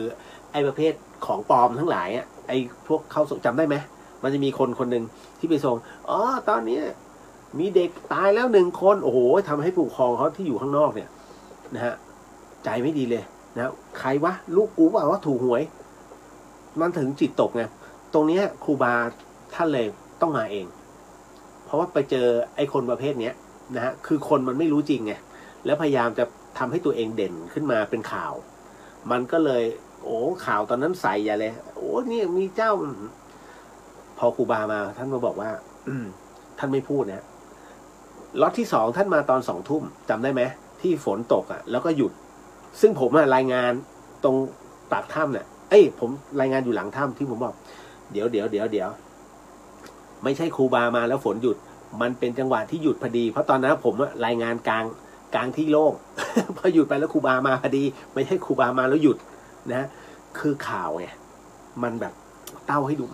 จริงๆไม่ใช่นะฮะฝนเนี่ยมันหยุดไปแล้วประมาณสักเกือบ10 นาทีแล้วครูบาท่านก็มาถึงนะฮะแล้วก็จากนั้นท่านก็เดินมาที่ตรงถ้ำนะฮะตรงถ้ำนางนอนอย่างที่บอกนะฮะว่ามันมีถ้ำนางนอนมีถ้ำหลวงถ้ำใหญ่คือถ้ำใหญ่อ่ะอันเนี้ยเขาไม่ให้ใครเข้าเพราะมันทำงานกันแล้วมันมีสายดูดน้ำตลอดเวลาออกจากถ้ำส่วนถ้ำที่3ไม่ต้องพูดถึงเป็นถ้ำเล็กถ้ำสายทองนะฮะ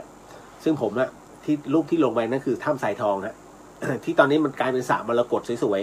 ๆ นั่นแหละครูบาท่านก็ไปณจุดนั้นเพื่อที่จะไปทำพิธีคราวนี้ครูบาท่านก็บอกนะในส่วนของเรื่องราวทั้งหมดนะว่าเดี๋ยวจะอีกท่านยังไม่พูดจนกระทั่งมาครั้งที่3เนี่ยท่านบอกอีก2 วันอีก2 วันนั้นเดี๋ยวเด็กก็ออกมาอีก2 วันไม่ต้องกังวลนะฮะคือผู้ปกครองแต่ละคนเนี่ยเริ่มใจไม่ดีในวันนั้นน่ะในวันที่มีเด็กที่เขาบอกว่าเด็กจะมีเสียชีวิตอ่ะท่านไปรอบที่2เนี่ยตอน2 ทุ่มเนี่ยท่านก็เลยไปแจกเครื่องรางให้ผู้ปกครองเด็กแล้วจากนั้นก็กลับรอบที่3ท่านมาตอนกลางวันอันนี้ทุกคนก็เลยอยากจะรู้ว่ายังไงครูบาเด็กจะออกมาไหมครูบาบอกอีก2 วันนะฮะปลอดภัยทุกคนอีก2 วันแล้วท่านก็กลับแล้วจากนั้นอีก2 วันออกได้จริงๆฮะนะก็คือนักดำน้ำชาวอังกฤษไปเจอไง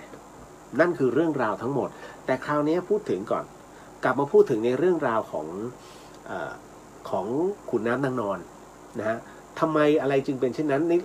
คือคนทุกคนก็อยากจะรับรู้ในเรื่องของตำนาน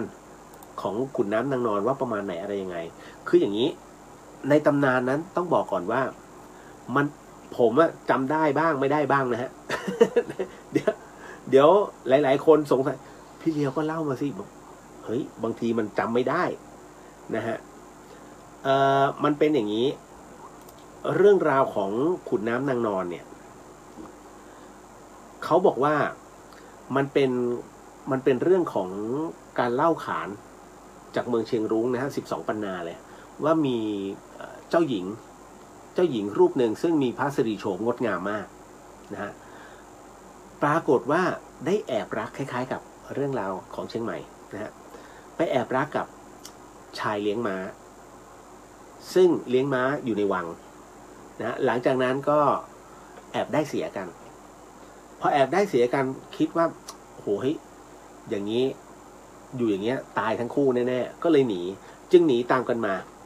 นะคราวนี้การหนีตามกันมาเนี่ยมันไปทราบถึงเสด็จพ่อของท่านจึงสั่งให้ทหารตามมาทั้งคู่ก็เลยหนีมาเรื่อยๆมาใกล้ๆนะทางราบกึ่งใกล้ๆแม่น้ำโขงจากนั้นเนี่ยเมื่อเดินทางมาถึงที่แห่งหนึ่งฮะปรากฏว่าเจ้าหญิงนั้นเนี่ยนะครับก็ได้ทรงพระครรภ์นะครับคือทรงครรภ์อยู่หลายเดือนนะแล้วเสด็จต่อไม่ไหวแล้วก็อยู่ตรงนั้นเนี่ยนะก็เลยบอกพระสวามีว่าอยากขออยู่ตรงนี้แล้วกันนะฮะยังไม่ไปไหนเพราะเดี๋ยวกระทบกระเทือนลูกในท้องส่วนสามีซึ่งเป็นคนเลี้ยงม้านั้นก็เลยบอกว่างั้นเจ้ารออยู่ตรงนี้เดี๋ยวจะไปหาอาหารมาให้หลังจากนั้นนะฮะก็บอกว่าอย่าไปไหนนะฮะรอหน่อยแล้วกันชายหนุ่มคนนี้ก็เลยไปหานะฮะเดินทางนะฮะหาอาหารต่างๆนานาเพื่อจะเอามาให้ภรรยา ผู้เป็นธิดาเนี่ยซึ่งกำลังท้องอยู่เนี่ยได้กินแต่ปรากฏว่าในขณะนั้นกำลังได้อาหารมากำลังจะเอากลับไปปรากฏว่าไปเจอกับทหารของทางเสด็จพ่อที่ส่งมาก็ถูกฆ่าตายนะฮะพอถูกฆ่าตายนั้นนะครับด้วยความเสียใจคือความรู้ถึงนางนะฮะดังนั้นทหารเนี่ยมาถึงปากถ้ำแล้วก็เห็นก็เลยบอกว่าอ๋อกลับเถอะตอนนี้สามีเจ้าตายแล้วโดนเราฆ่าตายเสียใจนางก็เลยเอาปิ่นปากผมเนี่ยเอาขึ้นมาแล้วก็แทงไปที่ศีรษะตัวเองปรากฏว่าพอแทงไปที่ศีรษะตัวเองเนี่ยก็ฟุบลงเลือดนั้นก็ไหลเป็นสายออกมาว่ากันว่าเลือดที่ไหลออกมานั้นเนี่ยฮะก็คือกลายเป็นแม่น้ำสายหนึ่งนะฮะกลายเป็นแม่น้ำสายจนทุกวันนี้แม่น้ำไม่สายอ่ะนะฮะนั่นคือเลือดแล้วจากนั้นในส่วนของพระวรกายที่เหยียดยาวเนี่ยนะครับในส่วนท้องนั่นแหละนะฮะก็เรียกว่าเป็นดอยตุงนะแล้วจากนั้นเนี่ยภาพที่เห็นก็คือร่างที่ทอดยาวลงมาเนี่ยกลายเป็นภาพผู้หญิงที่นอนตะแคงนะครับเป็นกลายเป็นดอยนางนอนจนถึงปัจจุบันนี้นั่นแหละครับเพราะฉะนั้นเนี่ยณตรงเนี้ยเลยต้องบอกก่อนว่านี่คือเหตุเรื่องราวของตำนานที่มันเกิดขึ้นแต่คราวนี้มาถึงเกี่ยวกับครูบาบุญชุ่มอย่างไรเกี่ยวกับครูบาบุญชุ่มก็คือว่าคือตามตำนานเขาก็บอกไงว่าไอ้ตอนที่คือมันมีคนฝันคนนี้คือชื่อคุณณัฐนุชฝันว่าเจ้านางดอยนางนอนเนี่ยนะชื่อว่าเจ้านางปิ่นคำเธออยากให้ครูบาบุญชุ่มมาโปรดนางโดยรอครูบามาเนี่ย300 ปีแล้วนะก็สอดรับกับเรื่องราวของคำบอกเล่าของลูกศิษย์ของครูบาบุญชุ่มว่าชาติที่แล้วครูบาบุญชุ่มนั้นเกิดเป็นคนเลี้ยงม้านะฮะก็ตามตำนานว่าไว้เช่นนั้นแต่คราวนี้อันนี้ผมถึงได้บอกนิดนึงนะฮะมันคือความฝันนะฮะแต่ในเรื่องของการสอดรับเรื่องราวของลูกศิษย์ครูบานะฮะผมจะบอกว่าลูกศิษย์นะไม่ใช่ครูบาเพราะฉะนั้นนะตรงนี้จึงฟังหูไว้หูแต่สำหรับผมฟังไม่ขึ้นที่ฟังไม่ขึ้นเพราะว่าอะไรนะครูบาท่านไม่ได้พูดเองนะฮะคือเรื่องของการที่นางนอนทอดออกมาแล้วเป็นภูเขาอะมันเป็นเรื่องของธรณีวิทยามันไม่ใช่ร่างคนมันเป็นตำนานที่เขาสร้างขึ้นมาคล้ายๆกับหนึ่งเรื่องราวของเท้ากกขนาดจำได้ไหมฮะเขาวงพระจันทร์นะฮะอันที่สองคล้ายๆเขานมสาวที่นางยักษ์ตัดนมทิ้งแล้วคว้างออกไปปึ้งกลายเป็นเขานมสาวนะฮะกลางทะเลเห็นไหมเกาะหนูเห็นไหมฮะมันก็จะมีเกาะเตาเรื่องราวทั้งหมดมันเป็นตำนานเป็นเรื่องราวเรื่องเล่าให้รู้สึกว่าน่าติดตามอย่าไปเอาว่าโอ้โหนี่คือเป็นเรื่องจริงซึ่งกายทอดออกไปเดี๋ยวถ้าไม่งั้นการถอนต้นไม้1 ต้นขึ้นมากูถอนเนื้อหนังเขาขึ้นมาเหรอมันไม่ใช่นะครับเพราะฉะนั้นเนี่ย ถึงได้บอกว่าอย่าไปเต้าในสิ่งที่มันผิดธรรมชาตินะฮะเพราะฉะนั้นมันควรจะจบแค่ตรงนี้นะฮะดังนั้นเนี่ยผมถึงบอกว่าอย่าเพิ่งพูดว่าครูบาท่านเล่ายังไม่ได้เอ่ยแล้วครูบาท่านยังไม่เคยพูดเรื่องราวเหล่านี้เป็นเรื่องของลูกศิษย์นะฮะครูบานี่แหละบอกว่าครูบาเกิดเป็นคนเลี้ยงม้าเอาแล้วยังไงเหรอนะฮะนี่แหละครับถึงได้บอกนะฮะว่ามันมีความเกี่ยวข้องทั้งหมดทั้งมวลจบนะฮะเรื่องราวของขุนน้ำนางนอนแต่ในขณะในการเสาะหานะสืบค้นถือว่าเป็นการประชาสัมพันธ์ของประเทศไทยที่ได้ผลมากที่สุดคุณเชื่อไหมบอลโลกเมื่อ3 ปีที่แล้วจืดเลยฮะไม่รู้หรอกใครจะชนะใครแต่ทุกคนจะเปิดทีวีขึ้นมาแล้วดูก่อนเลยว่าเด็กปลอดภัยหรือยังหนึ่งในนั้นคือโชเซ่มูรินโญ่โชเซ่ก็ยังบอกเลยผมไม่ดูบอลเลยผมดูแต่เด็ก ออกมาได้หรือยังทุกคนบนโลกใบนี้ฮะพยายามลุ้นเลยว่าทั้ง13 คนออกมาได้หรือยังซึ่งเราอยู่ในพื้นที่ เราเองก็หามันทั้งวันทั้งคืนผมเริ่มงานเนี่ย8 โมงไปเลยฮะแต่สิ่งหนึ่งที่ผมด่ากันประจำด่าเลยผมใช้คำว่าด่าทุกคนด่าเพราะว่าผู้ใหญ่รัฐมนตรีทั้งหลายเดี๋ยวลงพื้นที่ลงไปทำไมพอลงไปเสร็จปุ๊บสิ่งหนึ่งที่เขาทำนะฮะรวมถึงนายกด้วยสิ่งหนึ่งที่เขาทำคือทั้งหมดต้องทิ้งงานแล้วมารอต้อนรับเพื่อฝรั่งมันไม่ทำอย่างนั้นนะชีวิตแม่13 คนเนี่ยรออยู่ในถ้ำจะมารอรับเพื่ออะไรอ่ะผมไม่เข้าใจรัฐมนตรีมันก็คือคนอย่างเราเนี่ยที่เราแค่ให้เขาสวมหน้ากากไปนะแต่13 คนน่ะเขากำลังรอคอยการช่วยเหลืออยู่แต่ทุกคนต้องหยุดนะหยุดเนี่ยไม่ใช่หยุด5 นาทีนะคุณหยุดกันเป็นชั่วโมงจริงนี่คือเรื่องจริงผมเนี่ยจอดรถคือตำรวจเขาจะไล่พวกออฟโรดที่สนับสนุนตั้งแต่8 โมงเขาบอกเดี๋ยววันนี้นายกจะมา8 โมงฮะคือนอนหายใจทิ้งเนี่ย8 โมงจนถึง10 โมงครึ่งถึงมาผมกำลังนึกแบบไอ้เวลาที่ผมนอนรอเนี่ยผมขนคนไปนะฮะเข้าไปทำงานตลอดแล้วไปตรวจงานตอนที่เขาทำงานเนี่ยมันดูภูมิใจมากกว่ามายืนรอสวัสดีค่ะณตอนนั้นนะมันก็เลยทำให้มีความทุกคนด่าหมดเลยไม่มีใครชื่นชมนะฮะมันเคยรู้สึกแปลกๆไงนั่นคือสิ่งที่ค่านิยมประเทศไทยอ่ะควรจะเลิกได้แล้วต่างคนต่างทำงานนะนั่นแหละแต่เป็นการประชาสัมพันธ์ที่โอเคนะ แต่ก็อย่าเลยมันลำบากนะโอ้ยทั้งหมดทั้งมวลมาแม้กระทั่งอีลอนมัสนี่เห็นไหมกะจะส่งแคปซูลมาเลยนี่แหละครับจบไปเรื่องขุนน้ำนางนอนก็จริงๆก็จบด้วยแฮปปี้เอนดิ้งอะฮะแต่จริงๆเขาปิดข่าวเยอะแยะถามว่ามียิงมีระเบิดไหมมีก็ไม่รู้จะเริ่มตรงไหนเพราะผมหลบ จริงๆได้ยินตุ้มน้องทหารบอกพี่หมอบลงทำไมจึงเกิดอะไรขึ้นบางทีมันก็เอามาเล่าไม่ได้นะย้อนหลังยังเล่าไม่ได้เลยเล่าออกอากาศไม่ได้ฮะไอ้มึงโกหกนี่โดนหนัก เพราะนั้นไม่เล่าในเหตุการณ์ตรงนั้นนะครับแต่มันมีอะไรเยอะนะครับ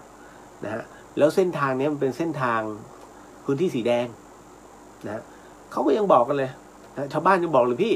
ก่อนเด็กไปติดเนี่ยเขาเจอยาบ้าซุกอยู่แต่ไม่รู้ถ้ำไหนนะเจอ200,000 เม็ดนะฮะโอ้ที่นี่เหรอเขามีไอ้นู่นไอ้นี่มาลงตลอด เยอะฮะนะครับเพราะฉะนั้นถามว่าเรื่องประเภทนี้มันหมดไปจากประเทศไทยไหมยากนะครับตราบใดที่เรายังไม่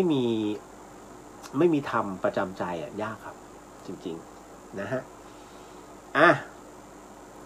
ผ่านไป นะครับเดี๋ยวเมื่อกี้กุ๊บกิ๊บถามในเรื่องของเราจะรู้ใช่ไหมว่าวิญญาณเนี่ยมีคำถามเช่นกันว่าวิญญาณจะมาในรูปแบบไหนคะคือหนูฝันเห็นผีตลอดยังไงดีล่ะเดี๋ยวแป๊บหนึ่งมาถึงขออนุญาตคุยก่อนเนาะคุณพี่บอกว่าพรุ่งนี้เราได้ฉีดไฟเซอร์เข็มแรกค่ะแต่รู้สึกเศร้าใจและเจ็บใจทำไมประเทศไทยไม่มีวัคซีนดีๆฉีดให้ประชาชน อ๋อไม่เป็นไรฮะไม่เป็นไรก็ผมก็ไม่รู้นะฮะว่าการเอาคนเป็นเดิมพันเนี่ยกับเรื่องราวของบางเรื่องเนี่ยฮะมันควรจะเลิกได้แล้วนะครับจริงๆเพราะว่าอะไรเพราะว่าทุกชีวิตมีค่าเห็นพ่อเฒ่าแม่แก่แต่ละคนนะผมเห็นภาพข่าวแล้วทำอะไรไม่ได้จริงนะฮะถามว่าวางอุเบกขาไหมก็ต้องวางอุเบกขาจริงๆเพราะเราเป็นแค่ผู้ที่เสพภาพนะฮะส่วนข่าวเนื้อข่าวนั้นก็เขาทำหน้าที่สื่อนะฮะซึ่งเราก็มีคำถามอยู่นะอย่างที่ผมบอกครับว่าโลกใบนี้มันแคบต่อให้พูดอะไรออกมานะฮะสบคพูดอะไรออกมาเนี่ยบางทีเขาก็ฟังแต่ฟังผ่านๆแต่ภาพมันฟ้องอยู่แล้วว่ามันคืออะไรคนไทยไม่ได้โง่นะฮะ ก็จะบอกหมอจบอะไรมาเขาก็จบมาแบบนั้นนะแล้วหมอด้วยกันเองเขาก็พูดนะครับ เพราะฉะนั้นเนี่ยเรื่องราวต่างๆถึงได้บอกว่ามันต้องมีธรรมประจำใจแล้วก็ถ้ามีศีลมันก็จะดี อันนี้คุณสังเกตไหมมันเป็นเรื่องที่น่าแปลกมากนะประเทศไทยเป็นเมืองพุทธทุกคนถือพุทธศาสนาพุทธเป็นศาสนาถือว่าดีที่สุดในโลกนะทุกคนอยากจะมาศึกษาว่ามันดียังไงเพราะเขาจะยอมรับในเรื่องของการเรื่องของสมาธิแต่มันแปลกอย่างหนึ่งฮะคุณผู้ฟังแปลกอะไรคุณเห็นไหมข่าวทำไมประเทศไทยหนึ่งลูกทำไมฆ่าพ่อฆ่าแม่วะสังเกตไหมฮะอนันตริยกรรมเห็นแต่เกิดมากที่สุดในโลกฝรั่งเนี่ยคริสต์นะทุกคนเป็นอิสระนานมากกว่าจะเห็นข่าวลูกฆ่าพ่อฆ่าแม่ดีไม่ดีไม่มีเลยแปลกไหมฮะแปลกมากแปลกมากมันเกิดอะไรขึ้นกับชาวพุทธอย่างเราเนี่ยแหละครับมันเป็นข้อคิดนะฮะอันที่สองปืนไม่หาง่ายยังวะ ถูกไหมฮะทุกวันนี้คนดีถูกรังแกนะและพอคนดีสุดๆแล้วคนดีฆ่าคนไม่ดีคนดีติดคุกมันแปลกไหมฮะทั้งที่เขาป้องกันตัวอย่างวันนี้เห็นข่าวอะไรนะลูกเมายาบ้าไล่ฟันนะฮะแล้วใครนั้นหนีเข้าไปในบ้านนะแล้วก็เอามีดแทงสวนมาปรากฏไอ้คนป้องกันตัวติดคุกผมว่าไม่ใช่แล้วอันนี้กฎหมายไม่ใช่แล้วฮะสังเกตไหมใครพกปืนผิดกฎหมายเดี๋ยววัยรุ่นยิงกันตลอดเลยอ้าวตกลงยังไงวะเนี่ย นะฮะปืนหาง่ายขนาดนั้นเลยเหรอประเทศไทยเพราะฉะนั้นถือว่าถ้ามันหาง่ายออกกฎหมายไปทุกคนสามารถพกอาวุธได้ถูกไหมฮะจะยิงไม่ยิงอีกเรื่องนึงก็เหมือนอเมริกันเนี่ยฮะทุกคนมีสิทธิ์พกอาวุธติดตัวได้เพราะตอนนี้มันกลายเป็นว่ามันหนักขึ้นเพราะอะไรสภาพเศรษฐกิจไงครับนะฮะจะบอกว่าเราต้องมีคุณธรรมติดตัวเดี๋ยวก่อนคำว่าคุณธรรมศีลอุเบกขาใช้กับคนที่มีศีลด้วยกันเท่านั้นนะฮะคนไม่มีศีลต่อให้วางอุเบกขาต่อให้แผ่เมตตากับมันยังไงไม่รู้เรื่องฮะเพราะฉะนั้นถามว่าระหว่างรักษาชีวิตเราเพื่อไปประกอบความดีต่อไปกับจะต้องซัดกับคนอีกคนนึงเนี่ยเพื่อให้ความดีนั้นมันชนะความชั่วจะทำอันไหนต้องตัดสินถ้าคิดว่ากูเอาโสดาบันงั้นก็ยอมตายไป ถึงไม่ถึงว่าอีกเรื่องหนึ่งถูกป่ะฮะ ถ้าไม่ถึงเขาเรียกว่าชะตากรรมแต่ถ้าถึงก็ถือว่าโชคดีไปแต่ถ้าสมมุติไม่ยอม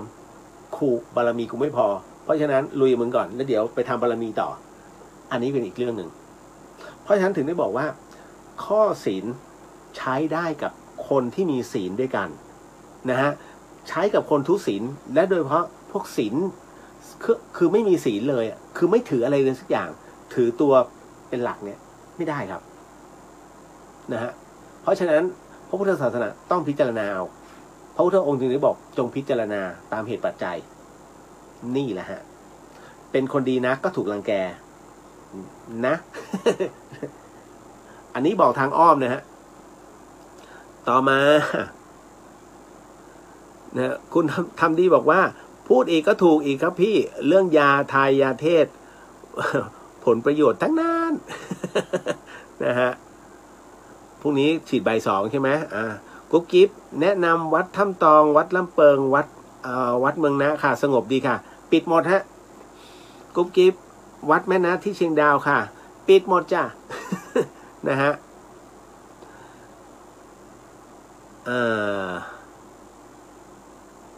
เดี๋ยวนะครับแล้วก็มาถึงคุณขวัญตาไม่ทราบว่าเขาปิดข่าวกันแต่ที่ยุโรปมีรายงานข่าวความคืบหน้าเกือบทุกวันอ๋อใช่ครับเพราะว่าทุกสำนักข่าวเขาเหมือนกับเขาแข่งกันรายงานแล้วผมก็อยู่ตรง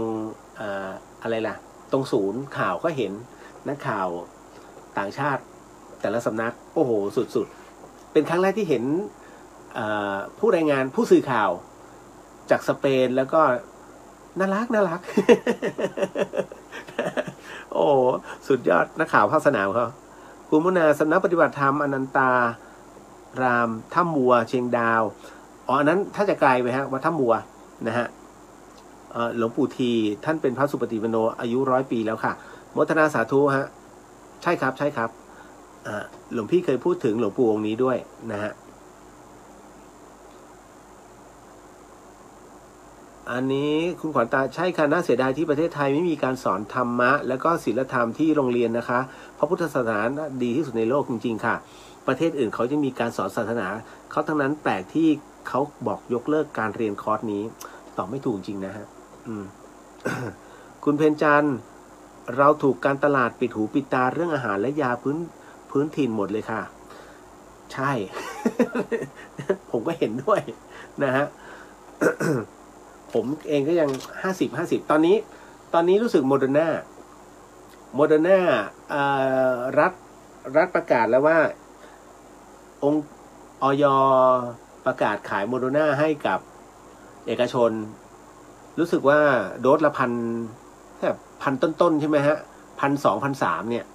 เป็นตัวเลือกแล้วนะแล้วแต่ว่าตอนนี้จากที่โมเดอร์นาโรงพยาบาลเอกชนบอกว่า1,800จะลดลงมาไหม เอาแล้วชะตากรรมนะฮะมาแล้วฮะเขาเพิ่งอนุมัติกันนะครับโมเดอร์นาโมเดอร์นามาถึงใส่อีกแล้ว ใส่ทอดนะครับตัวมันเล็กไงนะครับอันนี้น้องสุจิสวัสดีครับไอเลียวสวัสดีฮะคุณพิมพ์พรุ่งนี้เราไปฉีดไฟเซอร์อ๋อไปแล้วอันนี้นะฮะป้าแก้วซุปกระเพรากับกระเทียมทำง่ายๆค่ะผัดกระเพราด้วยน้ำมันค่ะจะตอกไข่1 ใบก็เป็นอาหารอย่างดีเลยค่ะขอบพระคุณฮะป้าแก้วนะฮะผมทำผัดกะเพราอร่อยนะ นะได้แทนที่ร้อยรูปประคำของครูบาบุญชุ่มมาด้วยโมทนาสาธุฮะเก็บไว้ให้ครูบาท่านเป็นพระโอ้สุดยอดเลยสุจีบอกว่าเคยได้ยินไหมครับคนข้างในไม่รู้แต่คนข้างนอกรู้คนพื้นที่เป็นใบ้ แรงนิดนะฮะคุณจริยาวันนี้ฉีดเข็มแรกครับเป็นไงมั่งนะฮะโอ้คุณเพญจันทร์บอกว่าเราศึกษาวิถีของหมอเขียวแล้วคุณป้านิดาดูนะคะหายป่วยโดยไม่ใช้ยาตะวันตกเลยอ๋อฮะก็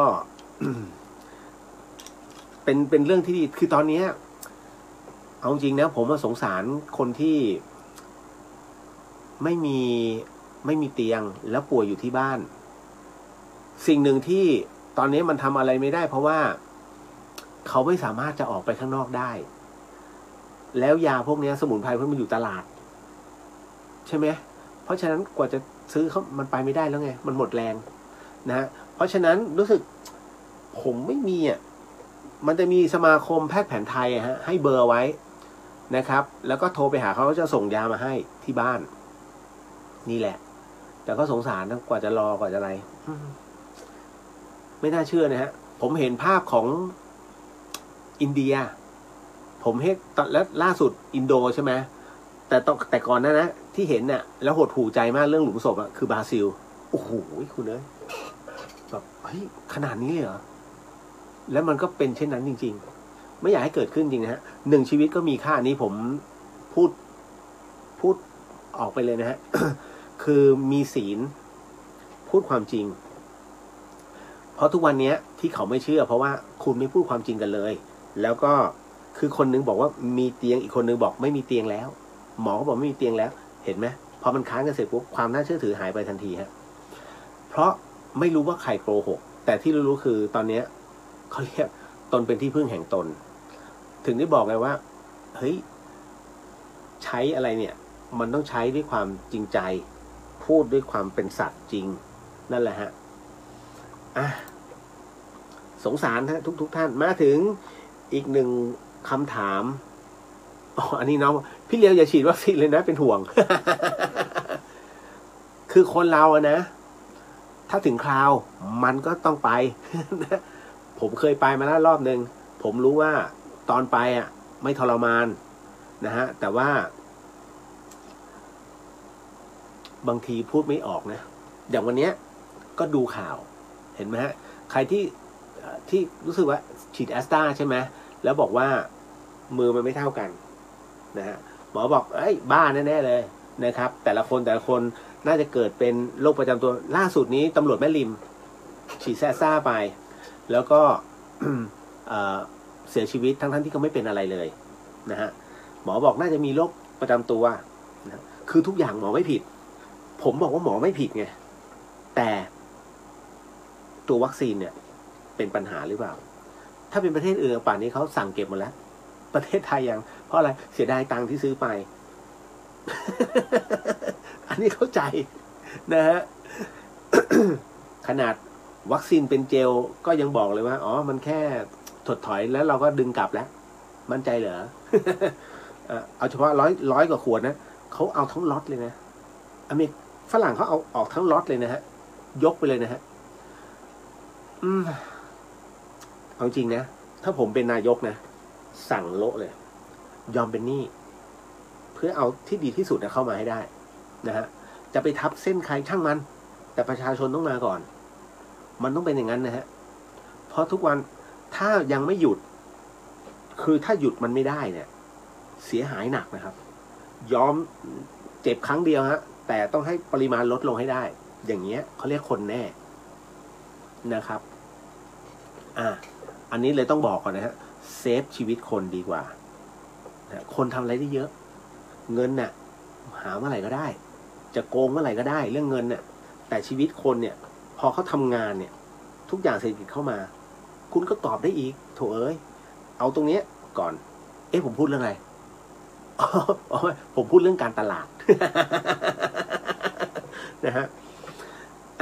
ขอให้มีศีลเป็นใช้ได้นะฮะเรื่องศีลเนี่ยเป็นข้อที่ดีที่สุดนะครับ พี่เลี้ยอย่าฉีดวัคซีนเลยเป็นห่วงทำยังไงฮะผมถึงได้บอกว่าบางครั้งอาการคนไข้ก็พูดออกมาไม่ได้แต่หมอสรุปแล้วถ้าสมมุติว่าผมเกิดอะไรขึ้นเนี่ยแล้วผมเจอหมอบอกว่าอ๋อคุณเป็นเพราะคุณจะรู้สึกว่านี้มันเป็นเพราะโรคประจำตัวคุณเดี๋ยวหมอสรุปให้ผมเสร็จเลยเหรอถ้างั้นหมอสรุปตรงนี้ให้ผมหน่อยกลิ่นตด หมอสรุปหน่อยตดเนี่ยหมอสรุปคำว่ากลิ่นมันหน่อยมันมีกลิ่นอะไรบ้างสรุปได้ไหมมีกลิ่นทุเรียน กลิ่นผักชี นะหมออย่าเดาหมอแยกไม่ออกหรอกเพราะว่ามันพูดออกมาเป็นภาษาไม่ได้คือบางอาการเนี่ยมันพูดออกมาไม่ได้ผมถึงได้บอกว่าอาการของคนบางคนเนี่ยมันอธิบายมาเป็นอาการทั้งหมดไม่ได้มันเหมือนกลิ่นตดซึ่งมึงแยกไม่ออกหรอกว่ามึงกินอะไรไปบ้างแล้วแยกมาเป็นชุดๆไม่ได้นะหมอจะสรุปรวมมันเกิดจากแก๊สในกระเพาะอาหารนั่นคือสรุปนะฮะเพราะฉะนั้นคนไข้จึงสรุปมาไงฮะว่ามันเป็นเอฟเฟกต์ตรงนี้ผม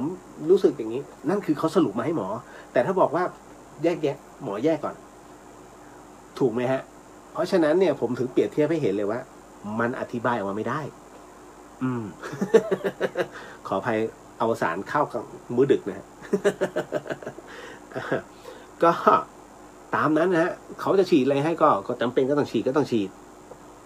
นะครับ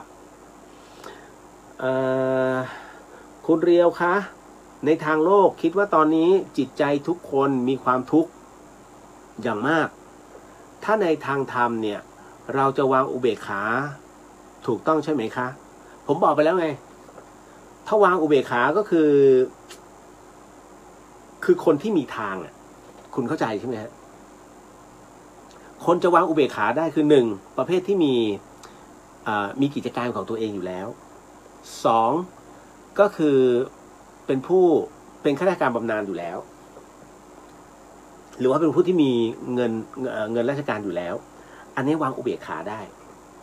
แต่ถ้าคนที่เขาไม่มีทางเนี่ยฮะวางไงฮะวางก็ตายถูกไหมฮะมันอดไงฮะเพราะฉะนั้นเขาวางแล้วอดรันทดแน่นอนในทางธรรมนั้นถ้าผู้นำมีศีลเนี่ยมันก็ต้องคือมันก็ไปต่อได้ถ้าผู้นำมีศีล แค่นั้นเลยฮะดังนั้นคำว่าจะต้องวางอุเบกขามันใช้ได้กับบางคนแต่บางคนมันต้องดิ้นรนเนี่ยนะครับอันนี้ก็เลยต้องบอกว่าทำให้ถึงที่สุดแล้วกันนะตอนนี้เอาใจช่วยนะฮะเฮ้ยบางทีเราก็สงสารเขาเนาะนะอ่ะผมมาเล่าเรื่องราวของครูบาอาจารย์สักเรื่องหนึ่งดีกว่าคุณผู้ฟังเพราะว่าไหนๆก็ไหนๆแล้วนะฮะเป็นเรื่องของท่านพ่อลีแห่งวัดอโศการามตรงเนี้ยเล่าโดยหลวงปู่ลีนะฮะเล่าเรื่องชื่อท่านลีทั้งคู่นะฮะหลวงปู่ลีกุศลทโลอันนี้อยู่ที่วัดป่าภูผาแดงเล่าเรื่องของท่านพ่อลีแห่งวัดอโศการามนะครับคือต้องบอกก่อนเลยว่าอยากให้คุณผู้ฟังได้รับรู้เพราะพระองค์นั้นเนี่ยพระพุทธเจ้านั้นแม้ตอนนั้นเนี่ยท่านจะมีพระวรากายเป็นมนุษย์แต่พระพุทธองค์นั้นสามารถที่จะไปจำพรรษาได้ทั้งสวรรค์ชั้นดาวดึงส์หรือแม้กระทั่งลงไปโปรดนะในเรื่องของอบายภูมิก็ได้ท่านไปได้หมดทุกที่นี่คือความพิเศษพระมาลัยนะฮะพระมาลัยนั้นแม้จะเป็นเรื่องราวของพระภิกษุรูปหนึ่งซึ่งสำเร็จเป็นพระอรหันต์แต่หลังจากพุทธองค์แล้ว900ปีนะฮะพระมาลัยก็สามารถนะฮะที่จะทำเหมือนกับพระมหากัสสปะก็คือโปรดทั้งในส่วนของอบายภูมิรวมไปถึงสวรรค์ได้เช่นกันนะฮะส่วนสามเณรสังกิจจานั้นสามเณรสังกิจจานั้นเนี่ยที่ได้เป็นพระอรหันต์เพราะว่าในเมื่อก่อนเนี้ยมารดาของท่านเนี่ยตายลงในขณะที่ท่านยังอยู่ในท้องสามเณรนะฮะแล้วเขานำศพของมารดาของท่านเนี่ยไปเผาแต่ปรากฏว่าร่างของมารดานั้นเผาไฟไปไหม้ไปนะฮะแต่ไม่เฉพาะเนื้อหนังของมารดาแต่ตัวของทารกนะฮะของสามเณรสังกิจจานั้นเนี่ยปลอดภัยเหมือนกับถูกใบบัวนั้นนะถูกดอกบัวนั้นหุ้มอยู่นะฮะจนสุดท้ายนั้นเนี่ยก็บรรลุเป็นพระอรหันต์นะครับส่วนหลวงปู่มั่นท่านก็สามารถเทศสั่งสอนได้ทั้ง3ภพเลยนะครับ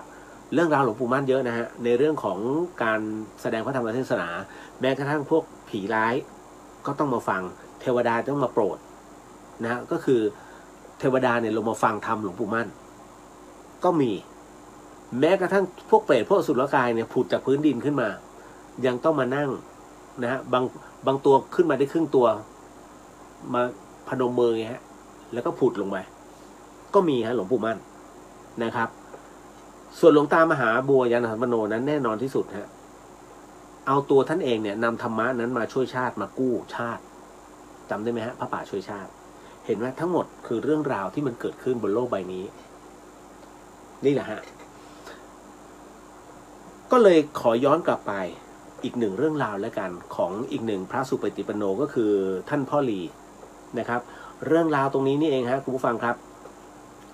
เป็นเรื่องราวที่สมัยที่ท่านพ่อลีนั้นท่านได้ท่องเที่ยวกรรมฐานทางภาคเหนือตอนล่างต้องบอกก่อนว่าทำไมสมัยก่อนนั้นครูบาอาจารย์นั้นถึงชอบขึ้นมาภาคเหนือเพราะว่าภาคเหนือนั้นเป็นพื้นที่ที่สัปยะแม้กระทั่งหลวงปู่แว่นนะครับท่านก็มาหยุดที่ลำปางนะทั้งหมดทั้งมวลเนี่ยตามหลวงปู่มั่นมานะฮะตามครูบาอาจารย์รุ่นใหญ่มาเลยนะฮะก็เลยพอมาถึงนะตรงเนี้ยก็ต่างร่วมกันโมทนาพอเสร็จปุ๊บเนี่ยจบหลวงปู่มั่นก็แยกย้ายคราวนี้ท่านพ่อลีเนี่ยฮะมาอยู่ตรงภาคเหนือตอนล่างก็พัดหลงเดินชมป่าเนี่ยนะฮะเข้ามานะฮะเข้ามาเดินในป่าไปเรื่อยๆคือเหมือนกับทำสมาธิไปนะครับมันเหมือนกับคืออย่างนี้ในสมัยก่อนคุณผู้ฟังครับในสมัยพุทธกาลนี้องค์พระสัมมาสัมพุทธเจ้านั้นทรงเบื่อหน่ายพระพุทธเจ้านะฮะทรงเบื่อหน่ายกับพระเรียกว่าพระนั้นก็คือพระธรรมกถึกแล้วก็พระวินัยทรที่สอนยากมาก 2 รูปนี้สอนยากมาก แล้วก็ทะเลาะกันทั้งคู่เนี่ยทะเลาะกันในเรื่องของพระวินัยก็เลยทรงสั่งสอนเท่าไหร่ทรงสั่งสอนเท่าไหร่ก็ไม่ฟังฮะพระพุทธองค์จึงเสด็จปลีกวิเวกเลยไปเข้าไปในป่าตามลำพังนั่นแหละท่านพ่อรีจึงอยากทำแบบพระพุทธองค์บ้างแต่คราวนี้พระพุทธเจ้าเนี่ยต้องบอกก่อนว่าพระพุทธเจ้านั้นเนี่ยท่านเสด็จตามลำพังพระองค์เดียวไปที่บ้านปาลิเลกยะถ้าจำไม่ผิดนะครับณตรงนั้นนั่นเองเนี่ยท่านเข้าไปก่อนที่ตะวันจะตกดินในป่าใหญ่เลยพอเข้าไปถึงเป็นป่าสาระต้นสาระในครั้งนั้นเนี่ยพระพุทธองค์ตรัสในเรื่องของพุทธสุภาษิตที่ว่าการอยู่คนเดียวประเสริฐที่สุดฮะในหมู่มวลชนพาลย่อมไม่มีเพื่อนแท้ท่านพูดอย่างนี้เลยนะฮะแล้วเลยต้องบอกก่อนว่าในตอนนั้นเองเนี่ยในขณะที่พระพุทธองค์นั้นมาถึงแล้วก็มานั่งสมาธิอยู่ใต้ต้นสาระนั้นปรากฏว่ามีพญาช้าง1 ตนพญาช้างตัวนี้ชื่อว่าช้างปาลิเลยกะได้ทำหน้าที่ฮะผู้มีบุญมาเห็นประกายขององค์พระสัมมาสัมพุทธเจ้าช้างตัวนี้เกิดเริ่มใสขออุปถากพระพุทธเจ้าฮะคุณผู้ฟังช้างตัวนี้ขออุปถากพระพุทธเจ้ามันใช้งวงเนี่ยหักกิ่งไม้แล้วก็ปัดกวาดเนี่ย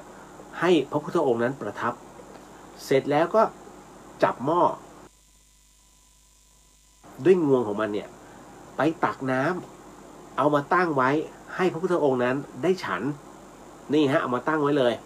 แล้วจากนั้นมันก็เอาเนี่ยฮะน้ำเนี่ยไปต้มด้วยแล้วเอามารอถวาย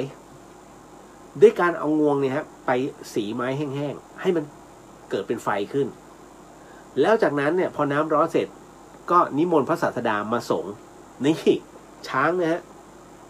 ช้างปาลิเลกยะเมื่อพระบรมศาสดานั้นไปบิณฑบาตเสร็จปุ๊บเนี่ยเจ้าช้างตัวนั้นก็ตามพระพุทธองค์ไปนะแล้วก็วางไว้ตรงตะพองตึ้ง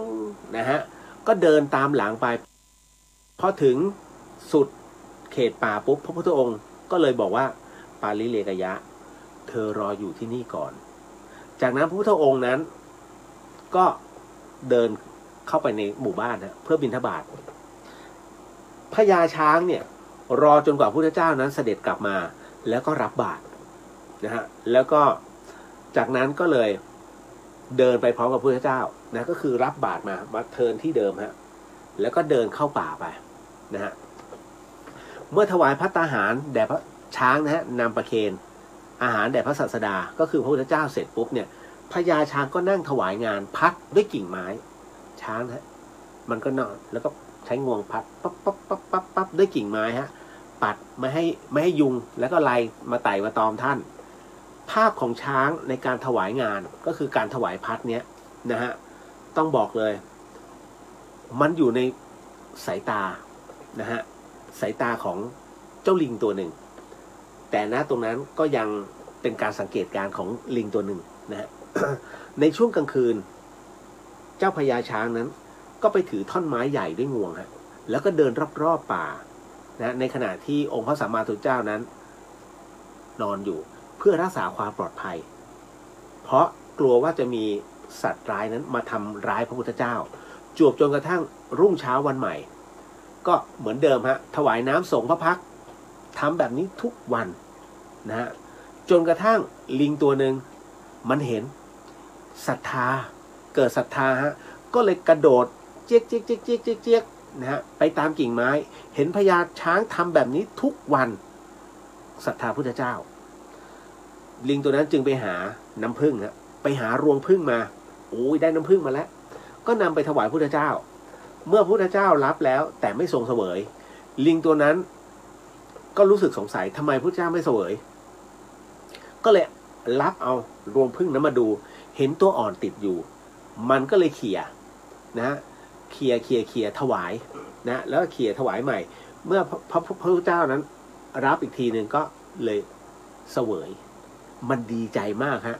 ดีใจมากทั้งร้องทั้งรำนะกระโดดโลดเต้นไปเรื่อยๆนะฮะดีใจพระพุทธองค์ฉันแล้วที่มันนำถวายจนกระทั่งความดีใจนั้นเกิดเหยียบกิ่งไม้พาดเป็นกิ่งไม้แห้งฮะร่างของเจ้าลิงตัวนั้นน่ะตกลงมาถูกตอเสียบตาย คาที่ไปเกิดเป็นสวรรค์ไปเกิดบนสวรรค์นะฮะมีวิมานนั้นสูงถึง30 โยชน์นะฮะ1 โยชน์ก็10 กิโล นะฮะก็มีนางเทพอัปสรเป็นบริวารเป็นพันนะฮะครั้งนั้นนะฮะคุณผู้ฟังฮะพระอานนท์แล้วก็พระภิกษุอีก500 รูปนั้นก็เห็นว่าครูบาอาจารย์นั้นไปเข้ากรรมฐานนั้นนานแล้วก็เลยมากราบอาราธนานะฮะขอนิมนต์พระพุทธเจ้านั้นกลับสำนักฮะแต่ช้างเนี่ยไม่ยอมนะฮะเพราะฉะนั้นเนี่ยไอ้เจ้าปาริเรยกะเนี่ยไม่ยอมนะฮะไม่ยอมให้พระพุทธเจ้ากลับพระพุทธเจ้าก็เลยบอกว่าปาริเรยกะนะฮะเราไปครั้งนี้ไม่กลับมาอีกแล้วนะฮะฌานวิปัสสนามรรคและผลเนี่ยย่อมไม่เกิดแก่เจ้าในภพนี้นะฮะเจ้าหยุดเถิดคือช้างเนี่ยนะฮะเมื่อเห็นพระพุทธเจ้าปฏิบัตินั้นอยากปฏิบัติมั่งแต่ด้วยความที่มันเป็นเดรัจฉานนะคุณผู้ฟังด้วยความที่ช้างนั้นมันเป็นเดรัจฉานจึงไม่สามารถบรรลุธรรมได้พระพุทธองค์จึงตรัสสอนนะช้างปาริเรยกะว่า